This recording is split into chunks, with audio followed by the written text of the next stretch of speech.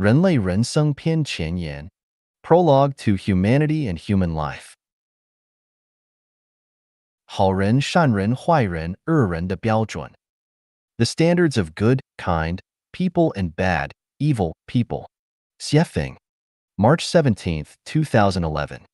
Translated by Tong Xin and edited by Care. The standards of good, kind people. All those who bring joy, happiness, freedom, and blessings to others are good, kind people. All those who lead others to the way of the greatest Creator are good, kind people. All those who help others to get through difficulties are good, kind people. All those who promote others into good and harmonious relationships are good, kind people. All those who love and cherish nature and life are good, kind people. All those who promote human beings toward the directions of peace, union, and prosperity are good, kind people. All those who can live independently but do not bring troubles or pain to others are good, kind people. All those who lead others to a wonderful future are good, kind people. The standards of bad, evil people. All those who bring to others troubles, pain, fear, and anxieties are bad, evil people.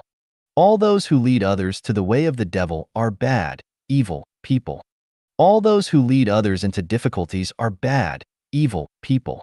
All those who destroy nature and hurt life beings are bad, evil people.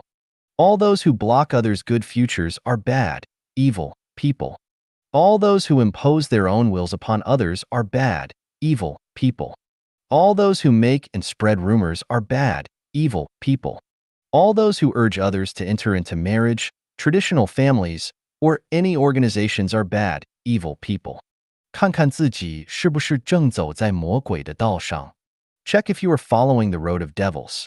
Xiefeng. Have you ever experienced afflictions, vexation, anxiety, sadness, and fear? Have you been cheated, bullied, blackmailed, oppressed, and humiliated by others? Have you felt frustrated and desperate at life and life? Do you know why all this should happen? Let me tell you, all this is the work of the devil's program. All this happens because many people are walking on the road of devils.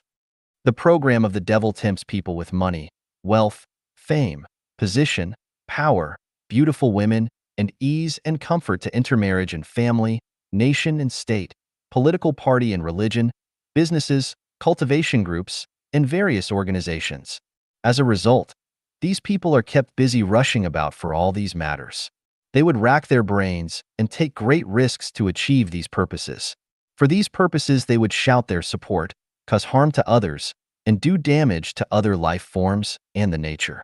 People are walking on the road of devils when they struggle for their own interest, for their family's interest, for their nation's interest, for their country's interest, for their political party's interest, for their religion's interest, for their company's interest, and for their organization's interest, and when they each try to cheat the other by sheer cunning and falsehood and grab at each other's throat. Why should things fare like this? Why does not the greatest Creator stop us? The principle goes like this. Unity of opposites is a law of the universe, superior and inferior, up and down, bright and dark, leader and the masses, hell and heaven, higher order of life and lower order of life, man and ghost, man and other animals and plants, carnivores and herbivores. Otherwise, life cannot go on, and the great drama of the universe cannot be staged. It is just like the case of a man for whom eating and drinking form opposites with defecations. The opposites can be united and complement each other. In addition, there is a principle of the universe, namely the sum of positive energy and negative energy is zero. Therefore, everything must be symmetrical, and there must be balance between yin and yang, and loss and gain. What one gets in and what one pays out should be orderly, and the power of angel should hold the power of devil in check. To be more specific, in order to survive, man should have animals and plants to provide for his existence. The life at the lower order must serve the life at higher order. Then who will be the man, and who will be the animals and plants? Some people will go to heaven, but who will go to hell to maintain a balance? There are leaders, but there must also be the masses. Thus, the devil's program is necessary. Without it, the universe will lose its balance. The survival of life cannot be guaranteed, and the whole universe will be listless and pale. Actually, the devil Satan is a deity, an archangel and chief angel, who is toiling to maintain the zero sum of positive energy and negative energy. Burdened with notoriety and bad name, he is serving the life of the whole universe. He must deliver many life forms to the lower order of life and lead many life forms to hell. Thus, when a person is walking on the road of devil, he is making his way to the lower order of life and the hell. The devil will not show any appreciation for this, but will say instead, "What an ignorant fool you are." Now let's see whether you have taken the road of the devil. If you have one of the following 18 items, then be careful, you are walking on the road of the devil. You are in marriage and family, rushing about for your own family. You are striving and struggling for your own country, nation, religion, political party, organization, or group. You are concentrating yourself on making money and worrying and rushing about to amass your wealth. You are racking your brain and sparing no effort to win a good fame or secure a high position for yourself. You are stealing, contending, or robbing, mugging, or killing, pilfering, cheating, corrupting, bribing, or accepting bribes, or requiting kindness with enmity. You are doing something in the secret which you are afraid of being discovered. You are bullying, oppressing, blackmailing, exploiting, maltreating, humiliating, or trampling on others. You break your word and do not keep your promise, always trying to find an excuse or reason to exculpate yourself from your fault or crime. You are eating things you are not supposed to eat, using things you have no right to use, and doing things you are not entitled to do. You are affronting or desecrating the greatest creator, or affronting or desecrating God and Buddha, or affronting or desecrating sages and saints, or affronting or desecrating ancestors, or affronting or desecrating president of the country, or affronting or desecrating your own parents, or affronting or desecrating others. You are threatening, abducting, or controlling others and restricting their freedom in the name of love or other excuses. You are propagating and publicizing incorrect outlooks on life, value, life, and the world. You are inciting or abetting others to plot a rebellion. You are spreading gossips and rumors to ruin the close and harmonious relations between others. You are jealous of others' joy and happiness, and you feel resentment at others' freedom and blessing. You are always envying, or complaining, or reprimanding, or hating, or detesting, or attacking, or hurting others. You are always making comparison with others, or prompting others to make comparisons. You are polluting the rivers, the land, and the air with chemical materials, waste water, and waste gases, or polluting others' spirit and soul with negative, passive, and pessimistic mood. If you have any one of the above 18 items, then you are walking on the road of devil. You should wake up and realize your mistakes and rein in at the brink of precipice before it is too late to repent. Where should I go after turning back from the cliff? Answer: walk on the road to heaven and follow the way of the greatest creator. 满足人生需要的道路. The ways which meet life's needs. Xiefeng. October 23, 2014. Translated by Transin and edited by Care.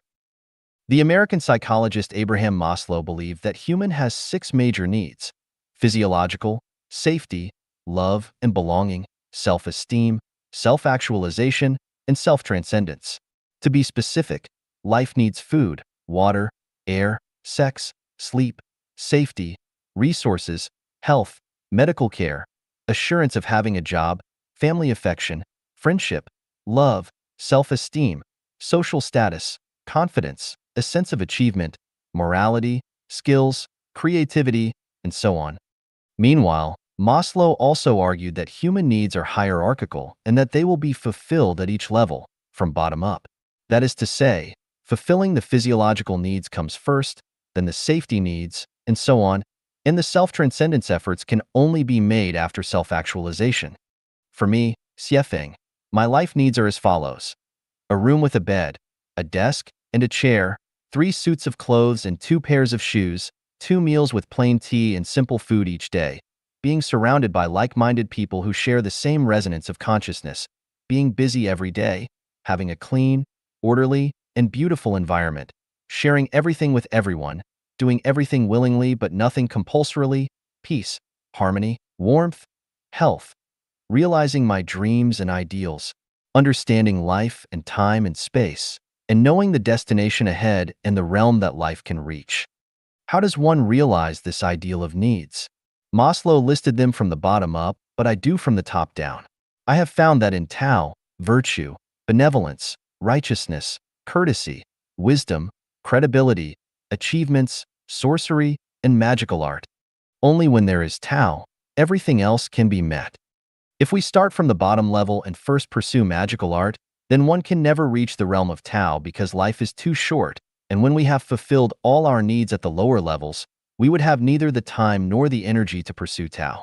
Thus, we have to first clarify life's road ahead and the realm to which life wants to take us. Once this key issue is resolved, the others will readily be.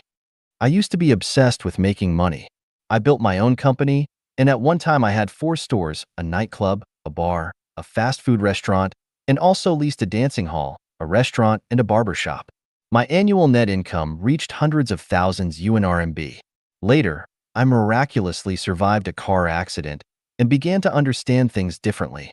I found that people had unexpected good or bad fortune and that life is vulnerable. If you do not first understand life's value, purpose, and meaning, and the principles and mysteries of life, then no matter how you live, your life will be blind and you can never fulfill your life's needs.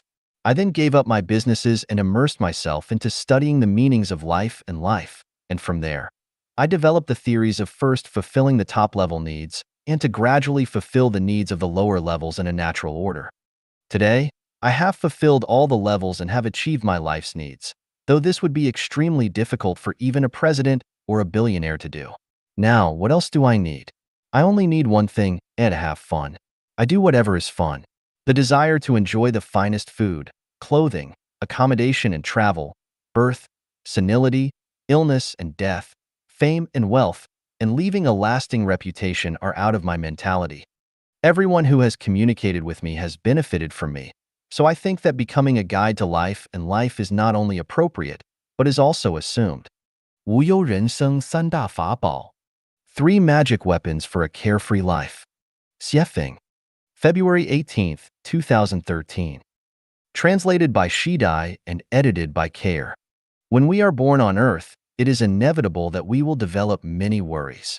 Some of these worries will be for food, clothing, shelter, transportation, birth, aging, illness, and death. The worry about how to make our lives run smoothly and have wonderful futures. The worry about how to keep relatives and friends successful and safe. And the worry about how to fully enjoy love and sexual intimacy. Because of these worries, some of us will begin to walk on the way of the greatest creator in life, Chanyuan.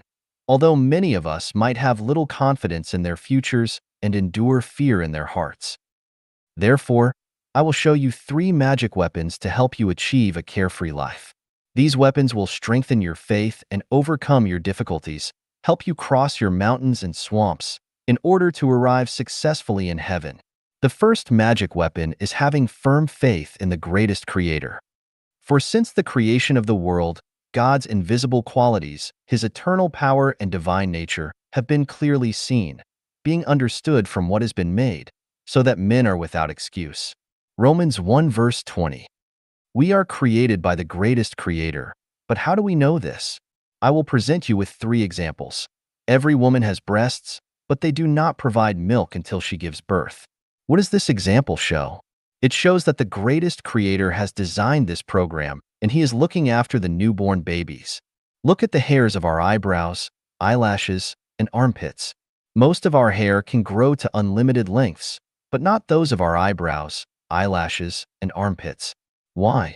Why are our eyebrows arched and the eyelashes grown on the upper and lower edges of the eyelids? Why are the armpit hairs very soft?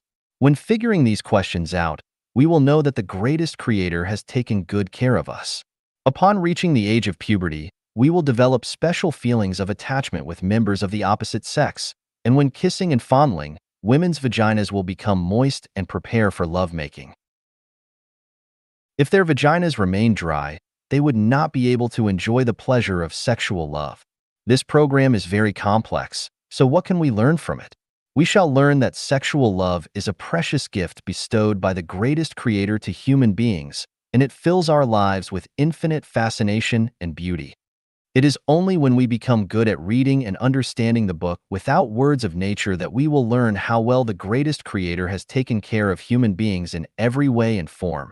So we will know that we have been created by the greatest creator and that the greatest creator is surely looking after us. It is only by living in accordance with what the greatest creator has designed for us that we will have no worries about our futures and definitely have a carefree life. The second magic weapon is believing in karma. Reap what you have sown. Those who do good are rewarded, and those who do wrong are punished. Good and evil will have their karmic retribution when their time comes. And when the time arrives, one will get all the rewards they deserve. Disasters and blessings have no entry gates of their own. They are summoned by people. The effects of good and evil are like shadows following their forms. Therefore, a joyous man speaks what is good, thinks what is good, and does what is good. Each day he does these three things, and in 3 years, heaven will bequeath to him good fortune. But an unlucky man is he who speaks what is evil, thinks what is evil, and does what is evil. Each day he does these three things, and in 3 years, heaven will strike him with misfortune. The cause and effect are perfectly matching. The mill of the greatest creator grinds slow but sure. If you want to know your past, look into your present conditions. If you want to know your future, look into your present actions. We need to believe in karma. When we believe in karma, we will no longer complain to heaven, earth, individuals, or society, and accept all the twists and turns in our lives quietly and peacefully. What is more is that when we understand the law of causality, we will have no worries that we will surely have beautiful pictures of life in the future as we pursue sincerity, kindness, beauty, love, faith, and honesty. We will have no worries that everything will treat us nicely when we treat them nicely and do no harm to nature, any living beings, any person, or to society. The third magic weapon is putting our best into everything that we do. Submit to the will of heaven, do what one can. Just put out our best efforts into whatever we do on each day. Treat relatives, friends, society, and nature with love from our hearts, and do our best in daily life. By doing so, we will have no regrets in our lives. As to whether our dreams come true or not, do not feel attached to the results, but let the greatest creator arrange all. Using a saw pulled by a rope in time, any block of wood, no matter how thick, can be sawed through, just as drops of water will wear away a stone. In the same way, those who cultivate Tao must constantly exert themselves in their explorations. Water flows naturally into channels, and the gourd, when it ripens, sheds its stalk naturally. Thus, the person who wishes to master Tao has only to persevere in self-cultivation, and they will eventually become accomplished. We will have no worries only if we do our best in everything. Having firm faith in the greatest creator, believing in karma, and giving our best in all that we do are 3 magic weapons to bring you a carefree life. If you have the 3 magic weapons, your life will be like, let the wind blow and the waves beat, better far than idly strolling in the courtyard. You will no longer have worries about food, clothing, shelter, transportation, birth, aging, illness, or death. You will have a very bright future and a carefree life. If you can keep this state in your lifetime, you will arrive in heaven when leaving the earth. 向全球征集新时代人类生活理念. Collecting new era life values from global citizens. Xiefeng, May 20th, 2014. Translated by Teng Xin, Song Long, and edited by Kair. In order to inherit the wisdom of the past saints and sages comprehensively and to absorb the precious thoughts of today's saints and sages, and to realize the dreams of the talented will be put to good use, and the whole world will be one family, no one would pocket anything found on the ground, and doors are not bolted at night, and everyone is joyful, happy, free, and blessed.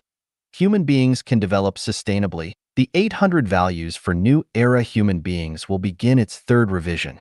Every citizen on Earth can take part in this activity regardless of which religion, political party, country, nation, or ethnic background he or she belongs.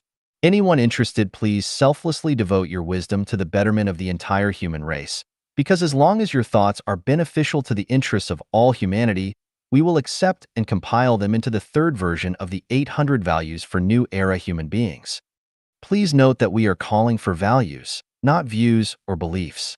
We are calling for life values, not market values, country values, religious values, values for political parties, etc. Values are the crystallization of wisdom and thoughts, but thoughts and wisdom are not values. The values we need are life principles to follow. Therefore, please condense your wisdom and thoughts into values which can be expressed concisely and succinctly, but with rich content, and use one sentence instead of two sentences if it is already clear enough. Please do not explain your values or present your reasoning with long texts. Please contribute your wisdom and values regarding these 8 aspects. How to achieve a harmonious coexistence among people, society, and nature. How to let everyone on earth have dignified, joyful, happy, free, and blessed lives.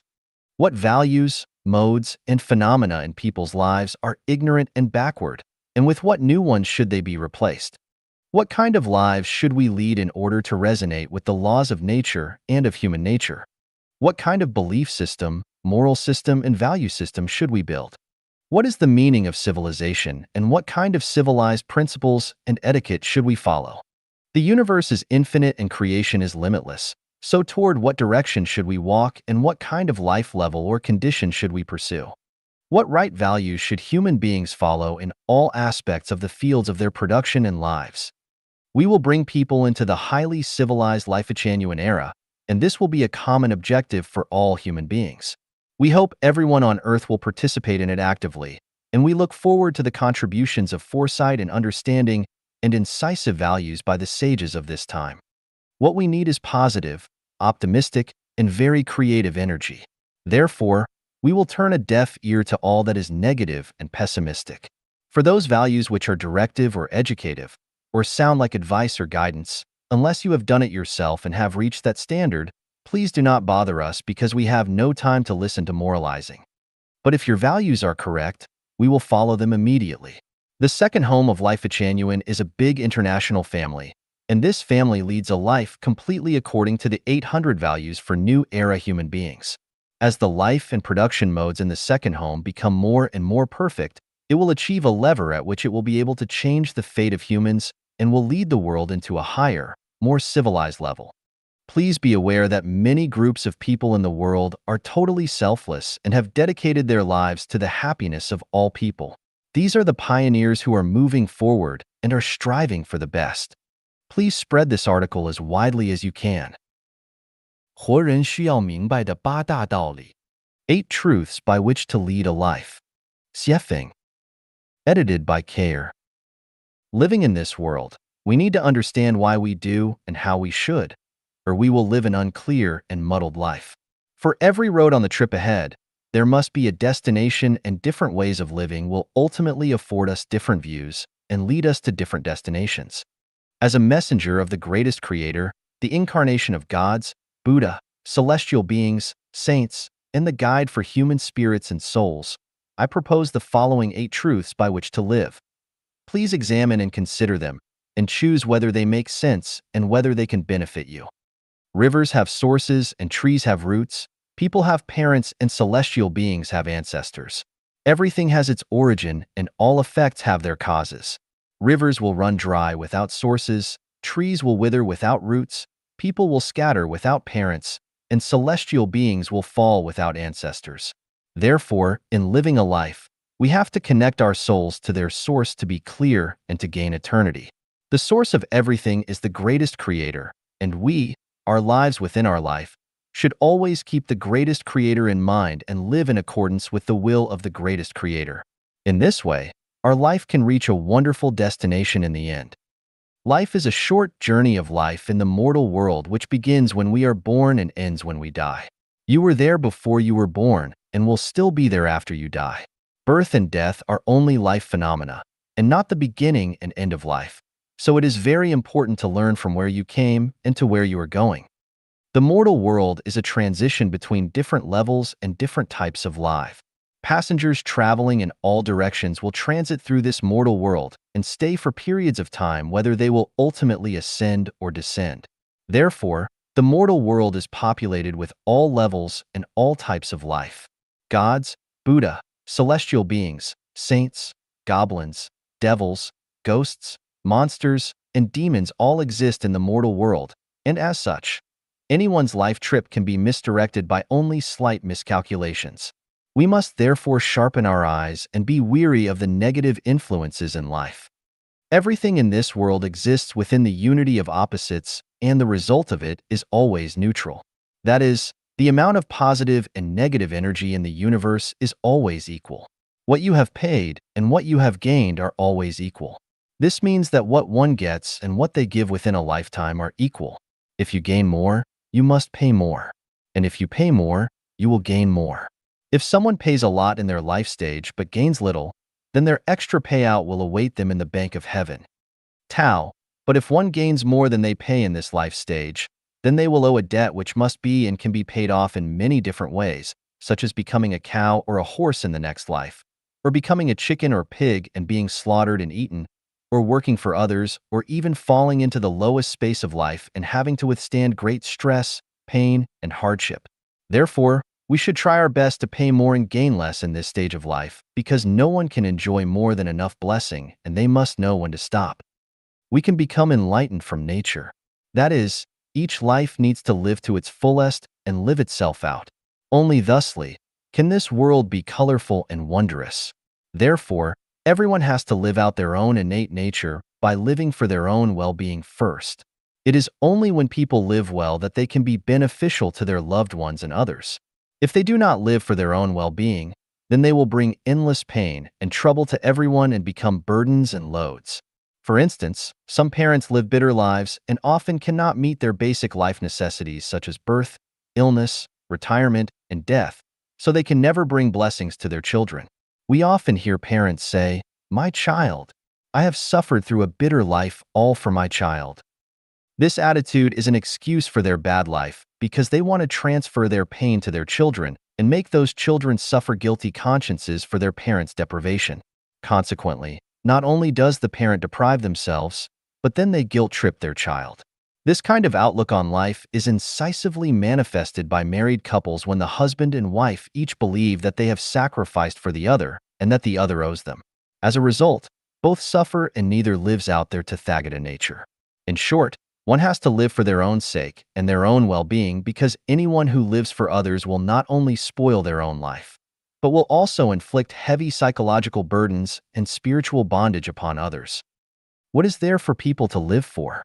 It is to live for their innate natures, for their gifted natures, to live happy, joyful, free, and blessed lives, and to leave no regrets, remorse, resentment, or sorry at the end. To do this, one cannot live for power, wealth, fame, beauty, vanity, religion, political party, state, nationality, family, or others. They must not try to possess or control anything or anyone, but must accept them as they are and associate with others by following predestined relationships to act in accordance with their natures and to take advantage of opportunities as they arise. They must deliver their lives into the hands of the greatest creator through the arrangements of Tao. Everything physical is a game, but only the soul is true and worthy. Do not be too serious or persistent on anything.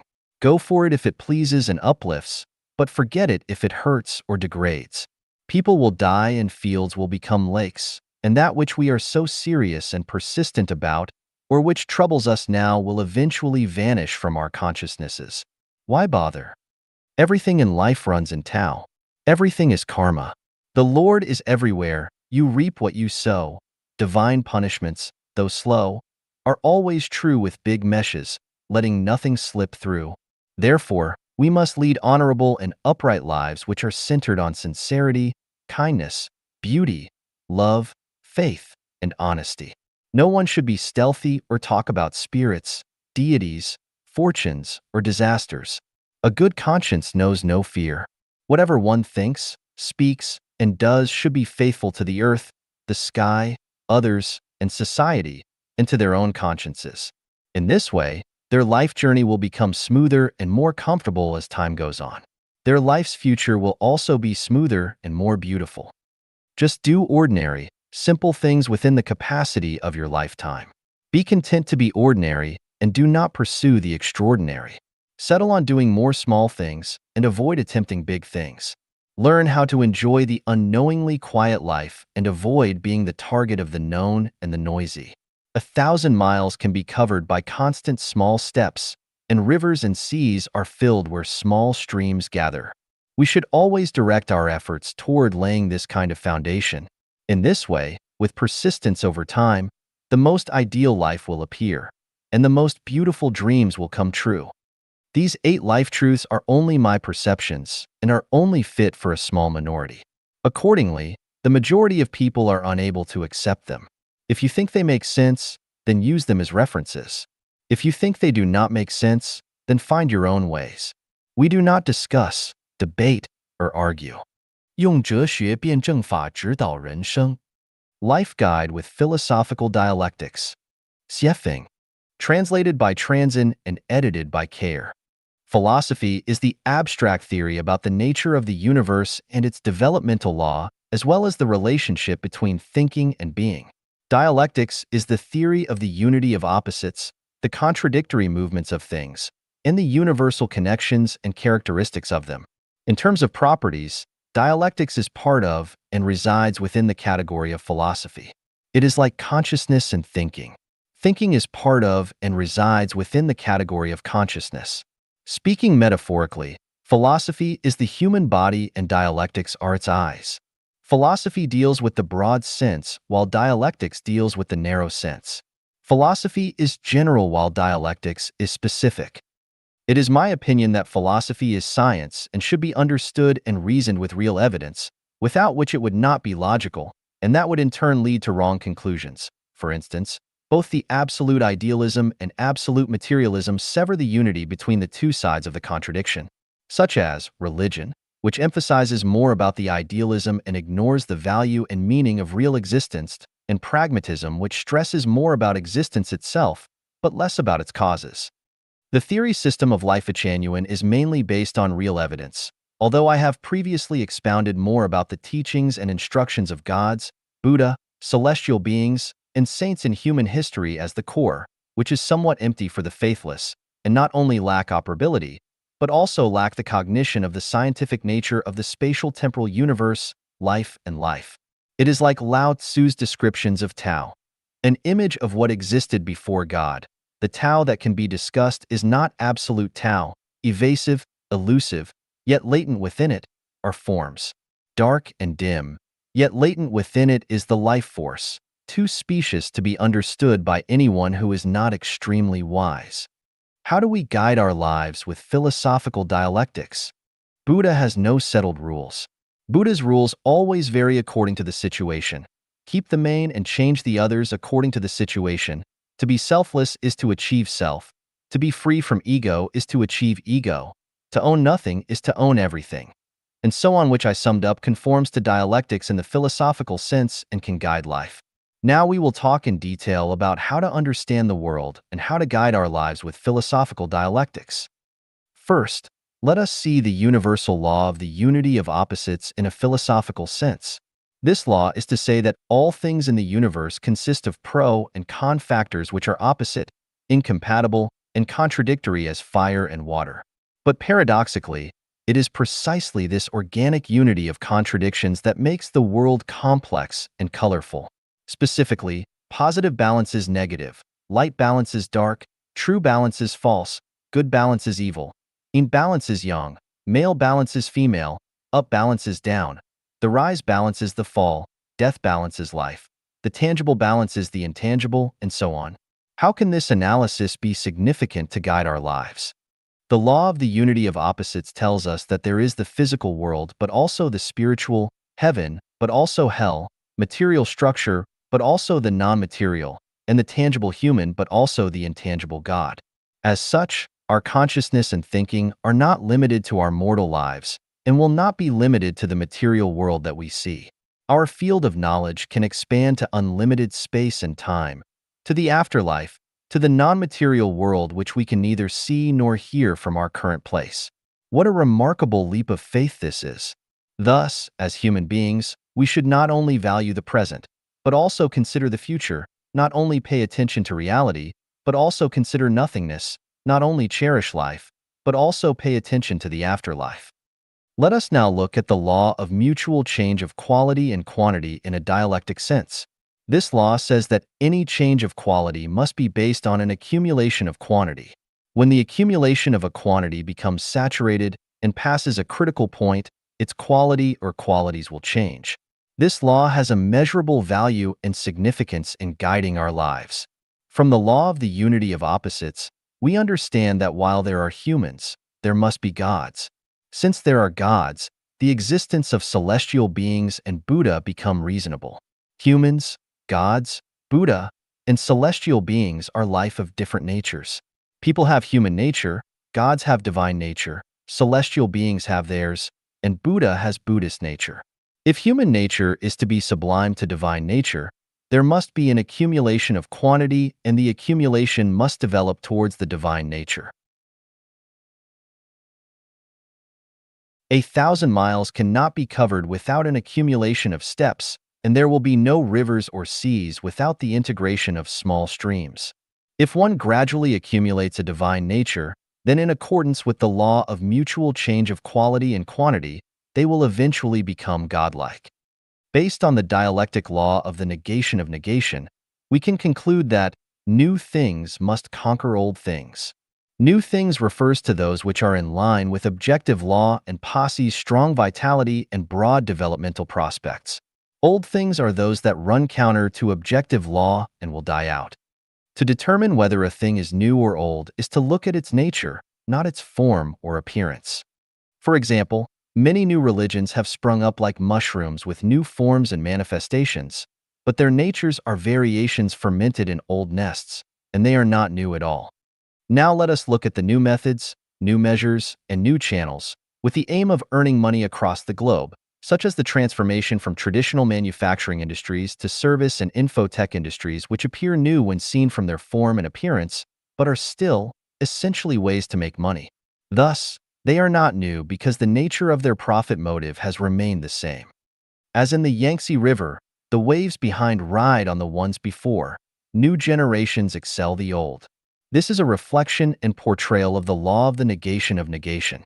From the phenomenon of the global rise of the divorce rate and the growing number of singles, we can surmise a law such that the family as a traditional production and life mode will be gradually replaced with a new form of production and life mode. This is an objective law which will not change by people's subjective wills and will not stop advancing just because people resent it or rebel against it. This new mode is replacing the traditional production and life mode, is a new thing, and no force can prevent its development and growth once it happens. However, the growth and development of new things is bound to suffer and will have to overcome arduous and tortuous processes. When you invest yourself into the development of new things, you must be psychologically and spiritually prepared to suffer difficult times, or the new things will eliminate you. The prospects of old things are dark, but the prospects of new things are bright. So the farther you walk on the way of old things, the narrower it becomes, but the farther you walk on the way of new things, the wider it becomes. It rises here but sets there. It increases here but decreases there. Two extremes are connected but will go in different directions when pushed too far. The rise is sudden, but so is the fall. Ill gain brings ill fate. Karma is the shadow following a body. Extreme joy begets sorrow. Out of the extreme misfortune comes fortune. All these conform to dialectics, so we have to remain alert and have confidence all the while. After we understand the universal law that positive and negative energies always balance out, we can deal with life affairs skillfully and easily. We know that when we constantly give and contribute rather than take and consume, we will accumulate many treasures, but where? They are reserved in the afterlife or the non-material world. Who will enjoy these treasures? No one can, other than the one who has accumulated them. Otherwise, the universal law that positive and negative energy always balance out would be violated. As it is a universal law, it is a necessary procedure. When you pay, you must receive. When you receive, you must pay. If you have given but have not received in the mortal world, then you will undoubtedly receive in your next life or in heaven. Otherwise, the universe would be unfair and untrue. Everything has its destiny. The total energy in the universe is constant. This is consistent with the law of the conservation of energy and of matter. In terms of philosophy, yin cannot exist without yang, and yang cannot grow without yin. Yin and yang are the law and order of the changes of all things, Huangdi Neijing. As we know from the water on the earth, regardless of the surging rivers brought on by rainstorms or the increase of snow cover on mountaintop, its total volume remains constant. It is destiny. This is to say that the quantity of life in the universe is constant. It increases here but decreases there. It rises here but falls there. Well then, where does the increase in human population come from? Are new lives born out of thin air? People who have explored and studied anything about reincarnation know that human reincarnation happens several days before birth. Therefore, an embryo or fetus does not contain life. It can only be called life when a reincarnated soul enters into it. Thus, we know that a new life will only be born when an old one passes on. There is no life without death and no death without life. That is it. In this case, we know that the increased life on the earth must have come from somewhere. If a new life is born, then an old one must have ended. If we analyze carefully, we may wonder about the many animals on the earth that have died. Where have they gone? Have they become human? Where will their lives go if the earth has a mass extinction in the future? Please refer to 36-dimensional space for the answers. Philosophical dialectics can guide our lives. We have just discussed how to guide our lives by philosophy from the perspective of philosophy. This enlightenment is only the tip of the iceberg. You may draw general conclusions about other cases from specific ones. I hope that each one of you will lead a smart life and that you will have wonderful life prospects. 人生是一场幻象. Life is but an illusion. 写评, translated by Treasure and edited by Care. Illusions are phenomena that appear in dreams, fantasies, and phantasms. With further inferences, all phenomena that arise quickly, remain briefly, and then disappear equally quickly can also be thought of as illusions. Mirages are illusions, as are dreams, soap bubble patterns, and even thoughts at the end of the day or when we are bored will form them. It can be inferred that flashes and pans are illusions, a large number of cells, microbes, and fungi are illusions. Many photos online are illusions, computer games are illusions, and movies and TV shows are illusions, too. Dreams are illusions because the dream world lasts for a short time. If one dreams for 100 years continuously, would that be an illusion or reality? Of course it would still be a dream because the moment that the person wakes up, the dream would disappear. So how could the dream not be an illusion? It can be concluded that no matter how long a phenomenon exists, as long as it disappears completely at some point, it too must be an illusion. Thus, it is possible to conclude that life is an illusion because even someone who lives for 100 years will eventually disappear altogether. So why would that be different? Having dreamed throughout the night, we wake up in the morning, and no matter how much we twisted and turned during our dreams, we no longer care about anything that happened in them because after all, they were fantasies, dreams, and illusions. A dream will not affect our mood or state of mind too much. Here is the question. Since we have deduced that life is an illusion, is it necessary to be sad for our twists and turns in life? Is it necessary to be anxious about things in our life? Is it necessary to struggle hard for things and hunger to reach goals? Is it necessary to make others behave according to our own wills? When the illusion of life disappears, will it not float away as a dream? When the earth we live on disappears completely in the infinite universe and all of humanity disappears as an illusion, what about a single person? To analyze and judge this question, I want to wake you from your dream to let you not be a human being, but rather a celestial being. When you wake up, will you still go into your dream to be nostalgic for something or to fight for someone in your dreams? Of course not, because it was an illusion, a fantasy. Well, life is also an illusion and a fantasy. So shall we be racked by people and things in this illusion? Of course not. Who remembers their grandparents' grandparents? Not to mention the fact that the memories of our grandparents' grandparents are already blurred even in the incomplete memories of our grandparents. Who will remember us 100 years after we die? We take for granted that we have importance in the present, but that is a complete illusion. Many great historical figures have died. They thought that they were important back then, but what about now? The earth goes on turning and humans go on reproducing. The footsteps of civilization never stop marching forward. So it is unnecessary to be too sad when people around us die because death is a normal phenomenon and everyone will die, including ourselves. So never be overly anxious, fearful, or sorry because it is all an illusion. Nobody can control your dream. Who can even control their own life? It is delusional to think that if you do something, you will get something. That is impossible. You cannot secure yourself against all risks and dangers. How can people control your life? You cannot wear shoes when you are supposed to be barefoot, and you cannot stay on the mountain when you are supposed to leave. Cold shoulders cannot be expected when you are thriving and on the way up. That every cloud has its silver lining may be forgotten in despair and adversity. Therefore, never force yourself to learn, suppress yourself to work, or force yourself to do what you dislike and which is against your own better judgment. No matter how successful you are, outstanding or a billionaire, or how glorious your family reputation has been flowing down through many generations, when you wake up, all will have been a dream. Affection and love tactics are the most difficult traps for people to escape. They are the most terrible traps in life. Ask the mortal world what love is. It drives one mad to death. Now think about it. Life is but an illusion. After waking up, everything will be nothing. So is it necessary to be bogged down on affection and love? It might actually be better to live as a beau, a dandy. What people fear most is losing what they own and are most attached to their property, their power and status, their reputation, and of course their most beloved lover. However, they are not at all necessary. What really belongs to you and cannot escape is yours, but if it is not yours, you cannot keep it. Any way one looks at life, it is still an illusion which can be shattered and vanish in a moment. So why make yourself suffer for it? Why not enjoy a natural and unrestrained dream?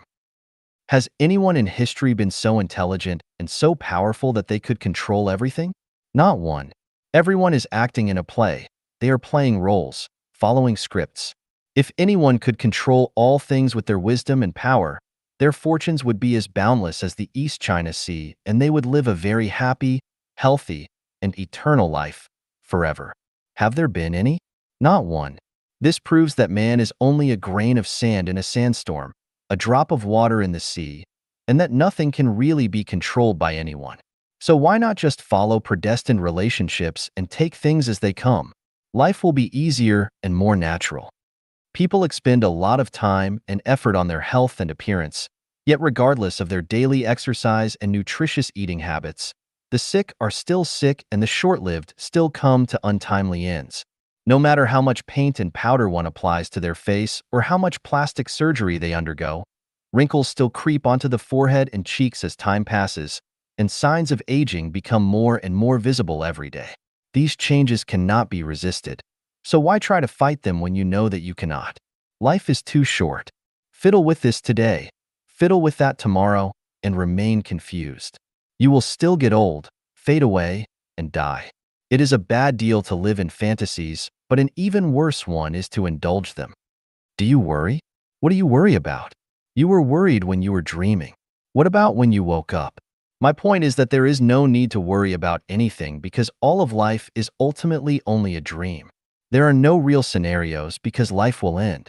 Will all the worry not be gone with the wind? Enjoy the present. Do not worry about tomorrow or the next day. Everyone's life has been predetermined by their destiny, their script.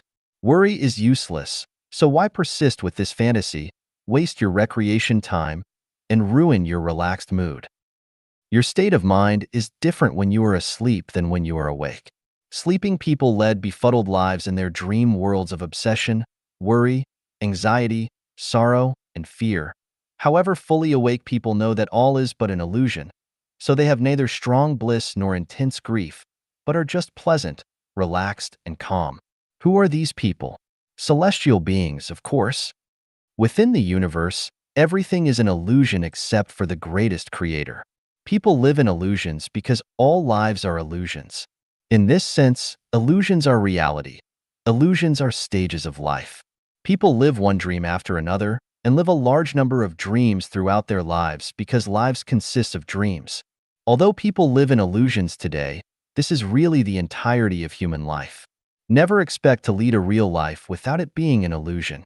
Even the 1,000-year world, the 10,000-year world, and the celestial islands continent of the Elysium world are all illusions.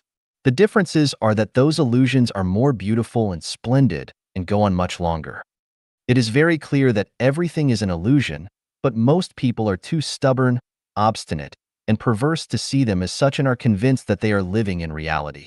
When one awakens from their dreams, their soap bubbles will burst and they will say goodbye to their dream, but they will do it unwillingly and with disappointment and frustration. Knowing that life is an illusion, how does one lead a wonderful life? Whatever it is that makes you happy, joyful, free, and blessed, just do it. Follow your best judgment, have fun, then play. If something bothers you but you need to do it, make a perfunctory effort.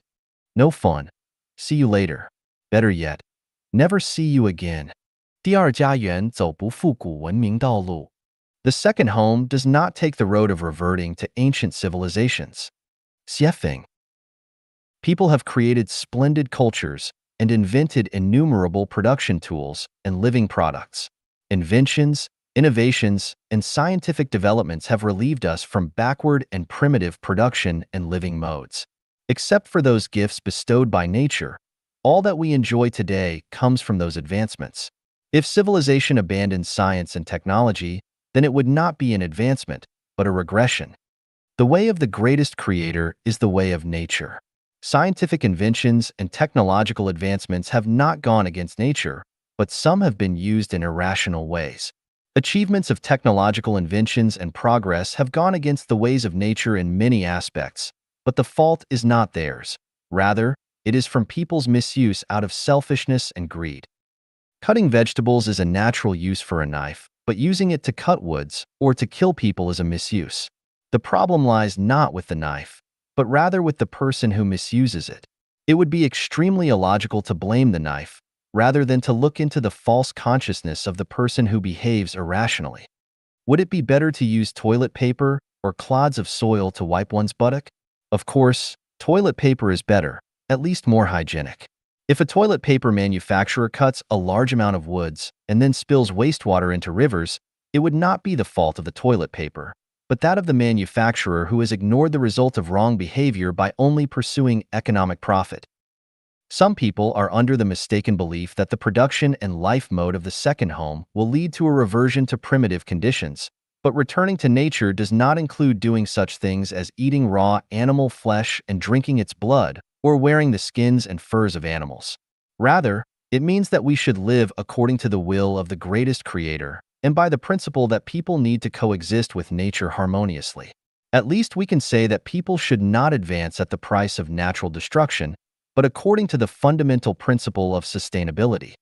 What we have created is a brand new civilization which will not only inherit all the positive achievements of scientific and technological development, but will also advance humanity into a more developed stage of civilization.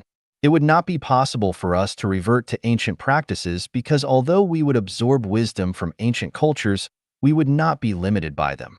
We would learn from their essence, but would not revert to them.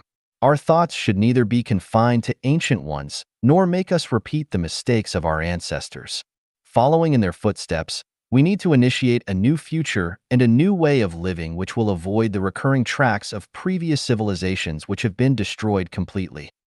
Religions should not stop progress, politics should not be short-sighted, economies should not destroy nature, and societies should not be reluctant to advance forward.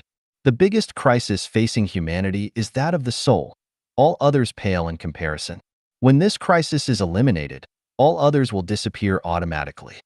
Do not define the second home by using concepts of old production and life modes, and do not assume that the second home will be the same as any other living mode in human history. We are walking on a new road which aligns completely with the will of the greatest creator rather than human will. It will bring happy, joyous, blessed, and free lives to people, and even allow them to evolve into celestials. I am the spiritual guide of humanity. I will lead people to an unprecedented, amazing future, and even take some to heaven. This is not a boast. As long as you follow me, you will experience it, step by step. 生命绿洲模式将解决人类面临的21个难题. The mode of the new oasis for life will solve 21 difficulties that mankind is facing. Xiefeng, June 27, 2020. Translated by Treasure and edited by Care. Whether we call it Utopia, New Eden Garden, Kingdom of the Greatest Creator, or Xiefeng-style communism, Life at Chanyuan's new mode of production and life in the new oasis for life will solve these 21 problems that have been handed to us over thousands of years of human history. It will free women from their daily trivial chores forever. The elderly will lead their happiest lives in old age, whether they have children and receive pensions or not. The phenomenon of orphans will disappear forever. All children will lead lives full of love and care and will be well educated. The phenomena of people remaining unattached and lonely will disappear forever. Domestic violence will disappear completely. The conflicts among religions and belief systems will end forever. Political parties will have no purpose, so competitions among them will disappear. All people will be able to travel throughout the world freely and without restrictions. Military expenditures will be reduced to zero because there will be no militaries. Border and land disputes between states will no longer exist.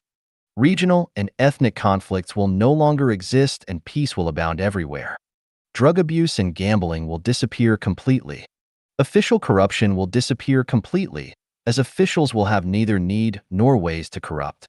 No wealth disparities will exist, as everyone will have everything yet own nothing. Courts, lawyers, and legal systems will die out gradually as they will no longer be needed. Criminal activities will be reduced by 3/4 and security will be greatly enhanced. The population will stabilize without sharp increase and decrease and will be in balance with planetary resources. Atmospheric pollution as well as that in all water and on the earth will disappear. Extinction of species will end and many lost ones will return. Climatic disasters will no longer occur and distinct seasons with consistent climate will become normal. At least half of the people will sublimate into angels, bodhisattvas, celestial beings, and Buddhas. Do not take this as a joke or myth or consider it an armchair strategy. It has been the firm evidence of Life at Chanyuan's theories and the model of the new oasis for life which have been existing and developing for 10 years. It is the ideal that mankind can fully realize.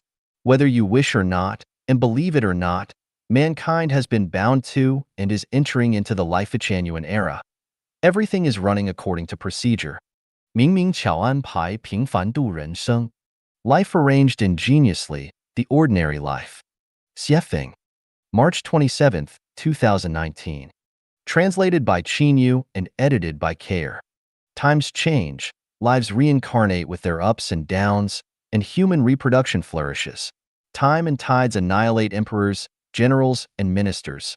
Green grass invades countless palaces and pavilions. The strong disappear in an instant with their great achievements. Heroes who had once shed blood and tears are nowhere to be found. Huge amounts of wealth perish quickly like dreams. Even the rich starve to death in the wilderness. In front of desolate and dilapidated empty buildings was once bumper-to-bumper traffic. The winners were frustrated. The powerful were desolate. Fires were extinguished into ashes regardless of how fierce they might have been. Overwhelming storms returned to calmness. In life, it does not matter whether you win or lose. In the world, it does not matter whether you are right or wrong, gaining or losing. Everything is destined. Everything is a constant. We suffer from our own actions. We harvest what we sow. We are responsible for our wins and losses. The greatest creator never has special mercy for anyone and never intentionally abandons anyone. Those who exploited others will be exploited. Those who hurt others will be hurt exactly the same, not more and not less. Evil rages in the guise of justice but will be contained eventually. Self-interest is cheating and bluffing in the name of public good, but it will eventually be recalled. Advantages taken will surely be lost, and every extra gain will become a loss. Tao is never absent. Angels never leave. The devil never slackens. Prosperity ends in a big mess. Prosperous ages end in ruins. Lavish banquets end. That which flourishes dies. Phenomena will not last, but essence never changes. There are tens of thousands of ways to die. If one does not know how they will die or where they will be in 100 years, then what is the use of being busy? Why are you in a hurry? Clouds are rolling and unfolding. Flowers are blooming and falling. Rushing passers-by cannot hold anything. Lonely ghosts cannot find places in which to settle down.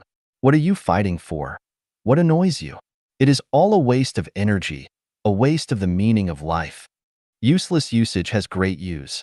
Power, status, reputation, money, real estate, and houses are all passing clouds, and the winner of them must be captured by the devil. The states of realm, virtue, quality, etiquette, gratitude, contentment, and courtesy are all the claims of life, so one will be blessed by heaven if one possesses them. The sum of all positive and negative energy of the universe is zero. If you gain something here, you will lose something there. Looking at heaven, looking at hell, looking at the world, everything is clear. Joy is sorrow, gain is loss, suffering is happiness, frugality is abundance. You might be eager to get what you want, but when your desire is met, misfortune will follow. You might be eager to achieve success, but when you succeed, you will suffer from it. Virtuous individuals, please listen to me. Avoid the urban noise and return to the rural countryside. Life is like a chess game, and each one is different. We cannot see it through. We cannot explore it all. Why not raise a few chickens and ducks, or go to watch the full moon in a field? Pickles and steamed buns warm the stomach, and ragged clothes are like honey to the heart. The chaos of the world is not without its source. Do not go back and forth hurriedly and quarreling. It is hard to tell who is right and who is wrong when all are jollifications of knacks. A big fire will burn everything down. A flood will wash everything away. The pandemic came quietly, and man-made misfortunes are everywhere.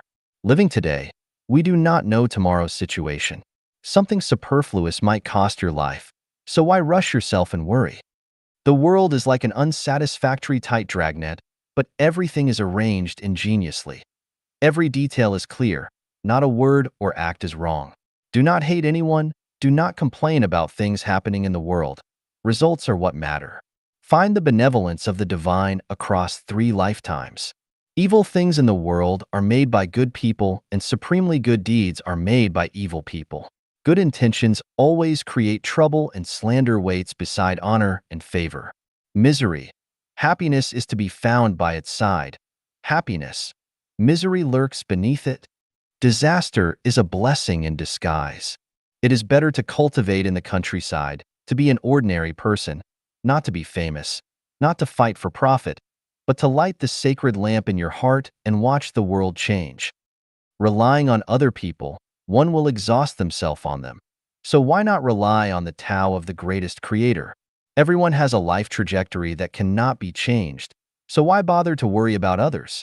Parents' suffering cannot be replaced by their children's, and the children's sins cannot be negated by their parents, let alone by others. You might think that you are doing something for the good of others, but how do you know that you are not working against Tao and disturbing their trajectories? You cannot give money to others without having money in your pockets. How can you guide others to live well if you do not live well? Depend on your own experiences and feelings, and do not listen to others' moral preachings. No harm in life is greater than that which affection can do when it is deep and hurts very severely. Sentient beings are trapped in affection nets until they die in mazes of affection. If you cast your affection onto someone, then their burden will become yours. So why not direct your affection toward idyllic, green mountains and blue rivers? Attaching affection to flowers, birds, insects, and fish is more beneficial than doing so to people. How can you wash your feet while still standing in mud? How can you sever your worldly ties while still living in the world? Waves never end. Repaying debts by borrowing will keep you in debt forever. We also need to repay our debts that we borrowed from nature. The only way to eradicate debt is by giving alms formlessly. Our minds should not abide in form, sound, smell, taste, touch, or dharma, but should abide nowhere. This mind abiding nowhere is our true mind, which is nature, Buddha, angels, and celestials. Looking throughout the world, the best place for life is the new oasis for life. 审视一下自己是不是赌徒. Check if you are a gambler. Xiefeng, May 22nd, 2020. Translated by Chanyuan and edited by Care. Do you gamble? Check this out. What is a gambler? It is anyone who wants to win rich rewards by betting their money, youth, future, and life on uncertain things which they self-identify as certainty. Gamblers lose everything that they begin with, including the clothes on their backs. Eventually, are there any who earn good lives by gambling? Casino dealers can do very well, but they are not really gambling because the games are all stacked in their favor. But most people who participate in gambling will lose and will end up with crushing losses. The truth is simple and clear, but people still want to gamble. All are gambling. I studied carefully and discovered the surprising phenomenon that almost everyone gambles, with marriage being the biggest gamble in life. You cannot be sure of its outcome. You can never fully understand the other person's personality, outlook, temperament, character, interests, and other factors, but you are betting your whole youth and your entire life on them. You expect to be happy, joyous, harmonious, and blessed, and expect to remain in love with each other for your lifetime. But then what happens? It is not necessary to analyze the results. The eventual result of all gambling is that the gamblers all lose. Since marriage is a big gamble, the result is of course tragic. Participating in religion and becoming a believer is also gambling. You base your destiny and future by betting on the religious rituals, ideas, practices, and beliefs that you firmly believe are correct. But is your religion the absolute truth? Almost every religion claims that theirs is the only correct belief, but this is only its own wishful thinking. Can it withstand the challenges of facts, science, logic, and spiritual perception? Regarding the three major religions, Christianity, Islam, and Buddhism, they are each contradictory in terms of life and death, so which one is right? After death, are there reincarnations, or merely lying quietly and waiting unconsciously for a final judgment and possible resurrection? If you are not sure, then are you not gambling? Christianity practices monogamy, Islam allows men to have 4 wives, and Buddhists do not marry at all to become monks and nuns. Which one is consistent with the truth of the universe? It is said that there are more than 1,000 political parties in the world. No matter which one you choose to join to become a member of, you will still be doing the equivalent of gambling in a casino. Political parties are contenders for power and interest. As long as you compete and race for them, there will be winners and losers. Anything that has winners and losers is a gamble. Therefore, partisans are also gamblers. Do you have children? If your main purpose of giving birth to children is to bring glory to your ancestors and to protect and support yourself in your old age, then you are gambling. Because whether your children can bring glory to your ancestors or protect and support you in your old age is unknown and produces a questionable future. Is not putting your hard work, sweat, and hope on uncertain outcomes gambling? Are you not a gambler? Do you spend time, energy, and money on interpersonal relationships? If so, you are gambling. Whether it is for benefit and safety or for affection and entertainment, as long as you establish special relationships with others, you are gambling. You cannot guarantee whether the special relationships you have forged will be blessings or curses, or whether you are putting yourself at risk or bringing in noble allies. Do you trade stocks, engage in venture investments, support a company financially? If any of these are yes, then you are gambling because you do not know what any of the outcomes will be. You are just taking risks and thinking wishfully about getting generous returns. You can never be sure whether the results will be counterproductive. How different are these endeavors from going into casinos with the intention of winning big money? Whether it is a battlefield, officialdom, a workplace, business, love, a family, a teaching field, or a relationship, its nature is the same as that of casinos. Once you enter any field, you are gambling. You are a gambler. As long as you invest your time, energy, physical strength, mental energy, and even your future on something that cannot be determined for its developmental direction and future results, then you are gambling and you are a gambler. Wake up now and ask yourself, what on earth are you here for? Are you here for a huge gamble? If you think gambling is fun and exciting, then play as much as you like. Anyway, everything is empty in the end, so why not enjoy it? However, if you know that emptiness is not empty, then you had better think deeply about life. 生命禅院关于安乐死的观点和态度 Life at Chanyuan's viewpoint on euthanasia. Xiefeng. August 26, 2019. Translated by Chanyuan and translated by Care. It is extremely difficult for people to live entirely smooth lives. Only a small number of us can do this without ever suffering from diseases. Most of us either die young, are tortured to death by illnesses, die in natural disasters, or are forced to commit suicide by their emotions. Some are killed in the turmoil of war or die from starvation, thirst, exposure, car accidents, and so forth, and are unable to reach the end of their lives naturally and satisfactorily.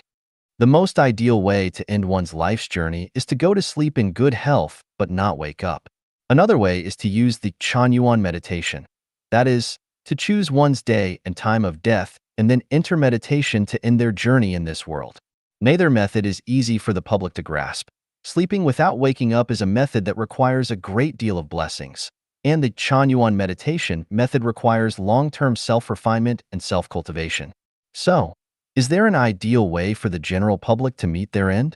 Yes, it is called euthanasia. The general interpretation of euthanasia is to stop medical treatment for patients who cannot be cured so that the patient can die comfortably. Chanyuan's explanation is, anyone who does not want to continue their life, but wants to end it voluntarily should be allowed to do so. People should have the right to decide their own life paths. In fact, most people are kidnapped by their reality, the environment, or by their relatives. They live passively, not actively. We should offer the right to choose and decide their own life's ending to everyone. Anyone who has reached the age of 18, despairs of life, and is willing to end theirs should be offered the option to be euthanized. Regardless of their situation, as long as someone still wants to live, regardless of their age or physical condition, they should be treated, given energy, and the hope to live. How much time is enough for someone to live? A century? A millennium? The truth is that for most people, no amount of time is ever enough. Immortality is everyone's wish. However, life is a short journey of life in the mortal world. In the end, everyone has to part with life. No matter how much they love being alive, ending it is inevitable, and since farewells are inevitable, it is only a matter of time before everyone will sooner or later have to say goodbye. We associate closely with our friends and relatives, but no matter how close our relationships are with them, no matter how much we like them, or how much they want to stay with us, we will eventually have to say goodbye to them and leave. We cannot stay with anyone forever, so since we have to leave them, we should find the most suitable time to do so. Is euthanasia not a kind of farewell? Why bother preventing anyone from leaving? It is better to arrange everything leisurely and give a decent goodbye in a cool and ready manner than to end one's life in a hurry with regrets, remorse, anxiety, and fear, without saying goodbye to those of whom we care. Of course, the vast majority of people would not agree with this Chanyuan view of euthanasia, and only those in extreme despair would accept it gracefully. Someone might ask, should we euthanize someone who is 19 years old, healthy, and in the prime of their life with a clear mind and a bright future? It would be the biggest joke ever, but no laughing matter. It would be very cruel. Of course, many people believe that the implementation of euthanasia would be murder if it were not only voluntary but also agreed upon by relatives. But hold on a moment. I have a question. Roughly 1 million people in the world end their lives annually. How many of their relatives have signed on to and agreed with those decisions? Of course not many. So why would anyone need anyone else's consent if they are willing to end their life? If people could only do this with the consent of their relatives, then few would ever be able to. Of course, this kind of euthanasia requires legislation and a national convention. Otherwise, it would be difficult, if not impossible, to implement. I want to say that we can hardly imagine how many people in this world are living in extreme pain and despair. Many feel tired of life and do not want to continue on, but they have to bite the bullet and continue to live because they are kidnapped. Many others are in pain and are being tortured to death, such as those who are lying in hospital beds for long periods of time while incurable. They need to decide for themselves whether they are willing to accept euthanasia and should not require the consent of any relatives. Now that technology is developed, it is possible to video record the patient's words and wishes. In other words, anyone who voluntarily accepts euthanasia can speak their own mind and record it in an environment in which they are free from any duress, coercion, or kidnapping. Without this legally binding video, euthanasia would not be implemented. If a young person wanted to end their life, their relatives might call them selfish, but who is really more selfish, the young one or the relatives? Actually, I have thought about this. If Life at Chanyuan were to implement euthanasia and hospice care, at least half of the people who want to commit suicide would give up those thoughts, and that number might be saved every year. By the way, it is better to deal with the people after euthanasia in accordance with the arrangement of the Life at Chanyuan funeral system. The more we open up, the easier and simpler things become. The more restrictive we are, the more difficult and complex they become. 认识自己的一道法门. One way to know yourself. Xiefeng, July 6th, 2020. Translated by Chanyuan and edited by Care. It is fairly easy to understand others, but more difficult to know ourselves. However, when we do not understand ourselves correctly, our lives will be lost, stepped over, and frustrated everywhere. Recently, through my work, I found a method to learn about myself, and you are invited to try it as well. To know ourselves, we must first establish a reference point and compare ourselves to it. Then we can better understand ourselves. Over the past 3 years, I have operated a small hotel in BC, Canada. The nature of the hotel is my 3 sets of large, medium, and small towels, sheets, and quilts are pure white. So once soiled, it becomes next to impossible to restore their original appearances. In contrast, the better one's financial situation is, the cleaner and neater they leave their rooms, and the better they communicate and get along with others. All in all, those who messed things up and could not communicate well were lower middle-class workers, while the more civilized were more intellectual.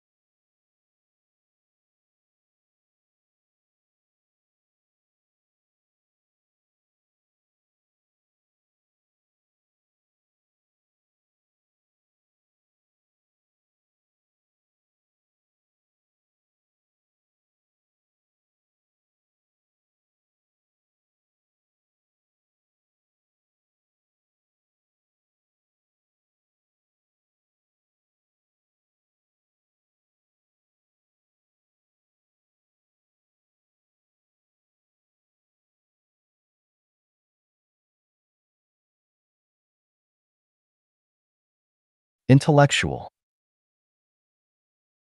My conclusion is that a person's situation reflects their education, self-cultivation, and self-restraint, as well as their knowledge, realm, and pattern. Do you want to understand and know yourself? Then look at your current situation because it represents you. If you are very poor, have few close friends and confidants, have trouble getting help from others, and your life is rough and difficult, there must be something wrong with you. And it is not because society is unfair or others are short on love. In Life at Chanyuan, there is one value. The world is faultless. All faults lie within us. Any trials and tribulations that we encounter are reflections of our own consciousnesses. If we want to live a good life, then we must start by transforming ourselves. This is the building of our own soul garden, as advocated by Life at Chanyuan. Never resent or blame others or your society. There is another phenomenon. That is, those who are good at communicating with others have relatively easy and satisfactory lives, but those who are not have more difficult and miserable ones. One can understand and know themselves from the social circle in which they interact with others. If there are no knowledgeable people in your social circle with big views, it shows that you are a commoner and it will be difficult for you to have a bright future. From this analysis, we can derive a useful life experience. That is, that one should always put the improvement of one's education, knowledge, self-cultivation, self-restraint, realm, and pattern first, not rushing to make money, success, to become the best, to glorify your ancestors, or to curry favor with rich and powerful people and celebrities. If you are excellent, then those correspondingly good things will come to you. But if you are not, then do not detest the flies around you. Let yourself be a flower. Butterflies will find you. By extension, when you are faced with natural and man-made disasters such as epidemics, floods, turmoil, and the like, do not blame the greatest creator for being unjust or people for being unkind. All these things are reflections of your human mind and consciousness because you caused and invited them upon yourself. If you want the weather to be favorable, the world to be peaceful, and everyone to be happy and satisfied, then you should first learn to be a decent person, learn how to communicate, always be wary of your thoughts and intentions, and make sure that they are not evil. If you have more negative, passive, and pessimistic emotions, then your lives will become harsher and the world will continue to worsen. Above is a basic method of how to understand and know oneself. The core of this method is the root, quality. That is, if we want everything to be satisfactory, then we must change our roots. Do not envy those whose roots are bad but very flashy. If one's position cannot match their virtue, then disasters will befall them. Flaunt with bad roots, and you will see the results. They must include disasters. 影响人生的8个外在隐形因素. 8 invisible external factors influencing our lives. Xiefeng. May 9th, 2020. Translated by Q and edited by Care. We should be aware of these 8 mysterious and invisible factors that influence our lives. Feng Shui, geomantic omens, gods and deities, grievances and curses of others, ancestral virtues and sins, solar radiation, socio-ecological environments, destiny trajectories, mathematics. Let us examine each one of them in greater detail. Feng Shui mainly refers to one's geographical and atmospheric environments, the veins flowing underground, the humidity or dryness of the climate, whether the air is fresh and its flow is smooth and unobstructed, whether there is sufficient light and the geomagnetic field is comfortable and pleasant, as well as the water quality and the chemical elements contained within and whether it is alkaline or acidic, and so on. It is really not easy to find a perfect geomantic omen place. The best way to avoid long-term damage to yourself by certain unfavorable factors is to change your living space often. Most chronic diseases are caused by Feng Shui, and they can be cured after changing one's environment. For example, if people with arthritis who live in humid areas can relocate themselves to places with drier humidities for 3 to 5 years, their arthritis can heal completely. People in my hometown in the 1,000-year world never get sick for many reasons, but one of them is that people change their living environments often. This is why I emphasize that life at Chanyuan Celestials must move to another home every 3 years. When there are 256 homes, new oasis for life, on the earth, it will be hard to get sick for a lifetime if you relocate yourself every 3 years.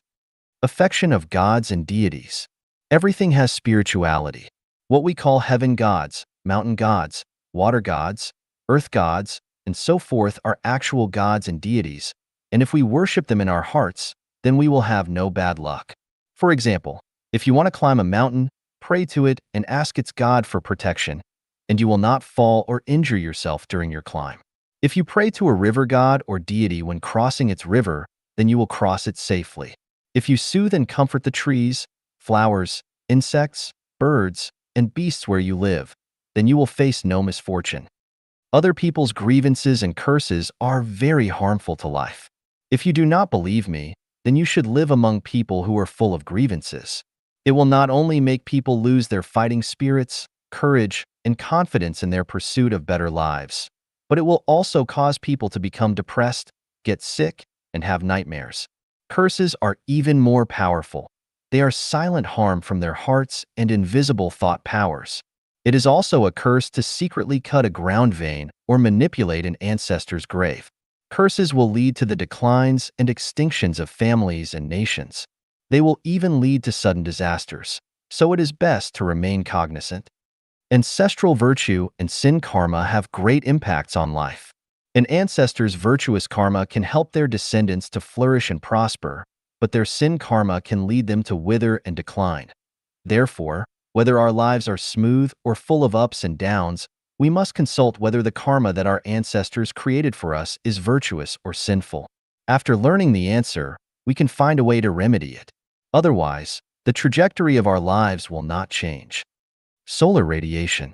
People whose ancestors lived in or near the tropics tend to have darker skin, while those whose ancestors lived closer to either of Earth's poles have lighter skin. This is caused by the amount of ultraviolet solar radiation that is present. We need to be exposed to the right amount for proper vitamin D production, neither too much nor too little. The amount varies with our latitude, and we can often change it to alleviate the damage of insufficient or excess ultraviolet solar radiation. The socio-ecological environment is crucial to the formation of human personalities and consciousnesses. It includes factors such as culture, beliefs, conventions, customs, overall values, and the outlooks on life, and the universe. If you are enclosed in a bad socio-ecological environment for a long time, you will become incapable of distinguishing fragrance from stench. It will be hard for you to know that there are mountains beyond mountains and skies above skies, and you will live very ignorantly. The trajectory of fate is an invisible binding force created by people's previous lives' merits and demerits, as well as an invisible manipulating force. The 18 unmanageable factors of life are an invisible arrangement of the trajectory of fate. Why am I so lucky or unlucky? Why have I met such a noble or unreasonable person? And other such questions are established arrangements along the trajectory of fate. To change that, to resolve or continue your trajectory of fate, you must self-cultivate and self-refine. The influence of mathematics is mysterious. Symmetry and proportion are very important. To be symmetrical and proportional, you must work hard on the math. The figure of the golden section looks beautiful, and this is caused by perfect symmetry and the most appropriate proportions. Symmetry and proportion must follow math strictly. Math is the principle of numbers. The more symmetrical things are, the longer their lifespans, and the more symmetrical a life is, the healthier it is. Once the math falls out of balance, a life will quickly decay and die, and it also becomes easier to suffer from nature.